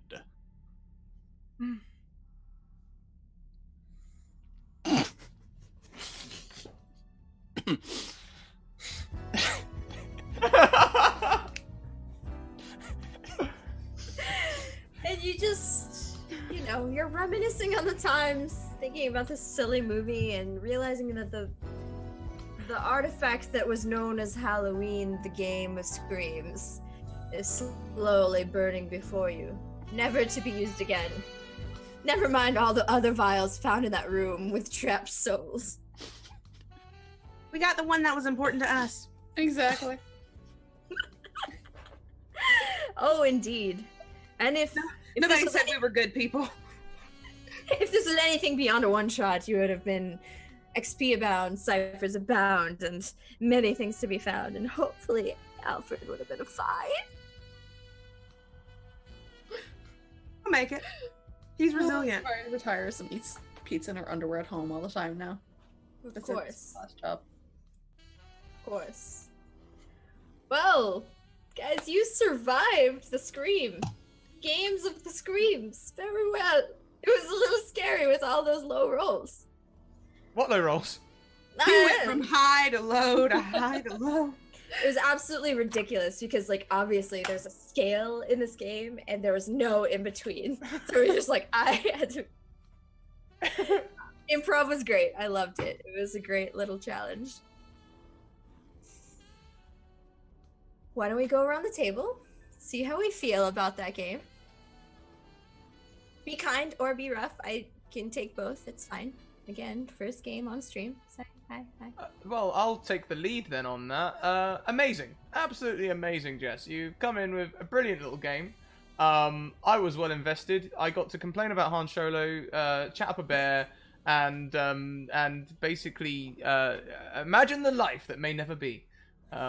Which is, of course, my dream, to complain about not having limited edition things all the time. Of course. You enabled me to live out that dream, and I feel better for it. So thank you. That was amazing. Why don't we do this normal way? So, favorite part, who we are online, and any feedback for Jess. So that was my feedback. My favorite part, how can I not say the bear? I like to try and go for other people's bits, but like, Jess, I felt so like, okay. So I think to tell a story with anyone, you have to be able to trust them, and to do stuff like that where you're chatting up a bear. If I didn't trust you or anything, I wouldn't have been able to do it. So well done, you nailed it. That was perfect. I can't imagine doing it with many other DMs. Well done. I'm honored. You gave me that wild magic surge via private chat, and I was like, oh man, okay, we're gonna test some boundaries. And it was honestly flawless. I felt comfortable, you did well, and that was literal tears down my face. Thank you so much. Welcome. Thank you for enabling it. So let's go the reverse way round. So this time we will start with Miss Misery. Oh, hi. Same questions. This is the first time I've played the system, like I said before, and thank you so much for dealing with my newness to all this. I really appreciate it. But yeah, that bear moment, I haven't cried in a long time, so that was amazing, and you were all absolutely fantastic. I'm so happy to have been here, so thank you, Scrat, so much for finally fitting me in. We've had so much issues with my schedule, but it's absolutely amazing. It's the same thing with exactly the same thing with Pruitt. When we do get a game, it's a beautiful moment, but you have to wait for Neptune to be in line with Mercury. It's, you know. Yeah, for real. And what about where can we find you online? Oh yes, thank you, Lake Civilian. I am on the Castle Mac channel every Wednesdays. That we have two alternating games. I am on a Curse of Straw game on Thursdays, and I am on Welcome the Party on Sundays, and a Warhammer game. I tweet the hell out of everything, so certainly follow me on Twitter. My handle's up above today. But I'm always around, so. Thank you. So next around the table, we have Pruitt. Oh, hi, Pruitt. Same question. Oh, hi. Well, I mean, I don't know how anyone could overlook what's the term you use? Chatting up a bear. Yeah. You know, anytime you have something like that with Randy the bear, it's special, and especially because of the punditry that followed. It is where I live, and so I just want to thank Katie for that. So anyway, it was a great adventure. Absolutely loved it. I love bringing a big bruiser to a fight that they're not really meant to be at. It's always fun to do that. Playing a barbarian in a social game is the best thing you can do. Trust me, I've done it. It's amazing. So anyway, I am Pruitt. I'm one half of WebDM. We have our videos on every Wednesday. We also have a few games on Twitch. I have a Spelljammer inspired game on Tuesday nights. Called Starward Bound. On Wednesdays, I play Call of Cthulhu and Warhammer on Encounter Roleplay. And then we also have another Body Cook game, Unearthly Twilights, that we play on the WebDM Twitch channel on Wednesday night from 7 to 9 Central. Save your clips and send them over to Sean at PowerScore RPG, because RPGN will be making a comeback in the next few weeks, and maybe we can have a scene with a bear and Scrat and all of the safe word inducing action to follow. So you never know. What didn't happen? Yeah, y'all never established a safe word. I didn't want to butt in on y'all's role playing, but I'm like, this is dangerous. Always establish a safe word. Kids, remember that, especially when tussling with a bear. There was cheese involved, okay? It got special. But on the topic of RPGN, one of the less hawkered things on our channel is that we do actually host a competition relating to RPGN. Over on our Discord channel, there is a channel called Lecture Clips, and anyone who posts, uploads a clip to PowerScore RPG and PowerScore RPG and tags Key-Enna, letting them know that they uploaded it. If it gets shown, you will get an NPC made of yourself or a character you would prefer to have. So send your clips over, and we will get you some NPCs out. Yeah. But yeah, but before I go, Jess, that was absolutely amazing. Great time. You should definitely stream more. Well done. Thanks. Katie. That was so fun. I had so much fun playing with all of you guys. Jess, you were so good. You couldn't tell it was your first time DMing on stream. You did so well. It was really good. And I'm Katie. You can find me on my Twitter at KatieFace. I'm the social media communications manager person for Off the Table. You can find us on Twitter and Twitch at off_the_table. I'm there playing either D&D, Urban Shadows, Burning Wheel, or Lady Blackbird, which is a sister show with Scraticus, and we love it. Scrat plays my sister. That is going to be drama, okay? Drama. So much. You can find me Tuesday afternoons playing Savage Tide on the Greyhawk channel, or here on Thursdays running Monster Hearts. It's a very good game. I can't wait for us to pick that up again. Tomorrow, if you follow me on Twitter, you will see that I've been hyping up my home group, who affectionately call themselves the Presh Fuckos. We'll be doing a level 10 battle royale at 7 tomorrow. If you want to have something to do, tune in. They're going to have a lot of fun, and you guys get to see what I have to put up with, which is worse than so much things. And if you want to listen to an actual Play Monster Hearts podcast, you can find us on off-thetable.com. I play a witch boy in that, and it's very fun. We're 4 episodes in, and things are getting crazy. Yeah, that's it. Just follow me on Twitter. I post what I'm doing, and I have a busy schedule. I never sleep. Yeah, I know that life. So Jess, before we go around to you, if you're happy with scheduling and stuff and want to talk about anything in the new year, then you totally can if you want to. Jess, over to you. Me. Thank you guys so much. Honestly, Scrat puts in so much effort, whether you guys as an audience realize it or not. There is so much scheduling and mechanics behind running a stream, let alone running so many different scheduled events. So it was a pleasure and an honor to be able to do this one shot. Like, hilarious. I knew there was going to be some shenanigans going on when it's a game within a game and everyone is here and people as busy and crazy as Scrat and Katie and all these cool people. Like, ooh, no, I wasn't starstruck at all this week trying to figure out how to run this game. You guys are so great. Resting bitch faces or not, I love you all. And you can find me at Burst of Hope on Twitter. I like a lot of people's things creepily. I try to reply. I try to be a burst of hope and positivity wherever I am. And, you know, you might see me more often on stream rather than not if I try to not be a ninja or do other IRL money things. Cool. Thank you. Well, that just leaves me then, you guys. Yeah, I've already done my wrap-up bit. So we need a raid war cry. I have a suspicion of what it might be, but I'll let you guys come up with it. As I do the wrap-up. Let's go round. Let's look at our social links. If you guys aren't already a part of our community, then you should be. Our Discord's amazing, inclusive, and safe. Get in there and have a conversation about D&D. Get on there to update the Wild Magic Surges and get in on the RPGN competition. It's all in the Discord. If you want to get into a game, Twitter is the place to be. Send me a DM on Twitter. I organize all of the streams through Twitter. And primarily through Twitter. I would do it in Discord because they have an amazing search function, which I'd love to take advantage of. But honestly, I have so many people coming through the channel, I can't friend all of you. It's too much hassle. Whereas Twitter, I can group DM anyone. So yeah, YouTube. Get on the YouTube, catch up with everything that we do. Just do it. You know, at the moment, I'm only producing 12 shows a week. So if you start catching up now, you know, then you don't have the Critical Role Season 1 problem, which I still face every week. I really want to watch it. I do, but 400 hours. Goddamn.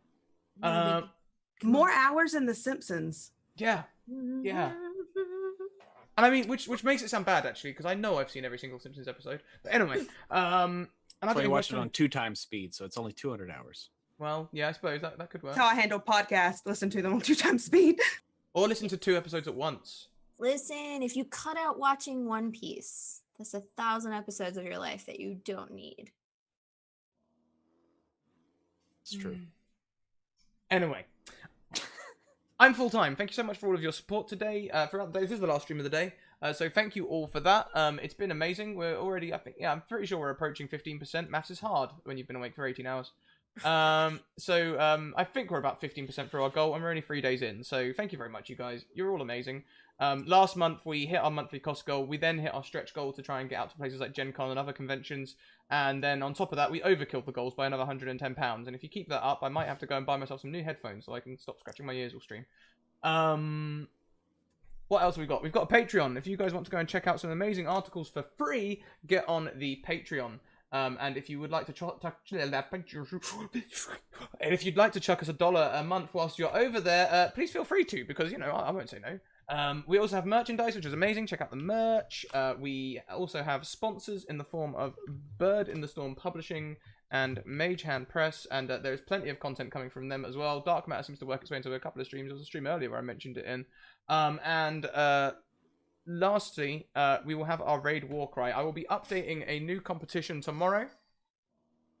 I would like to seduce a bear, of course. Of course, it's going to be the Raid Cry. It's got to be. It has to be, right? I mean, it has more than one meaning, actually. I mean, if you're into that kind of community, so yeah, we're good. Mm-hmm. There are bears out there. There are bears out there. Yep. Today. Oh, I thought that was something I'd opened, and it came on at exactly the same time that I opened a window. I was like, oh damn, what have I done? Today, we are going to head over and raid a well-known face in the community. We're going to go and raid Matt Colville. So when we get in there, bring the hype along with us, as I remember how to spell his name. UT's nailed it. When we get in there, bring all the hype, hit up the hype hard, and let him know that seducing the bear is always the right way to go. You guys, thank you for an amazing day. We are live Monday to Thursday, 1 PM, 6 PM, and 10 PM EST. Every Friday, 1 PM EST over on the Greyhawk channel. And every other week on this channel, 8 PM EST on Fridays. So, and once a month, we'll have more games, much like this one, where we do a one-off one-shot with all sorts of random casts and lovely DMs like Jess. I'll see you soon. Keep on evoking emotions. And I'll see you all on Monday. Bye!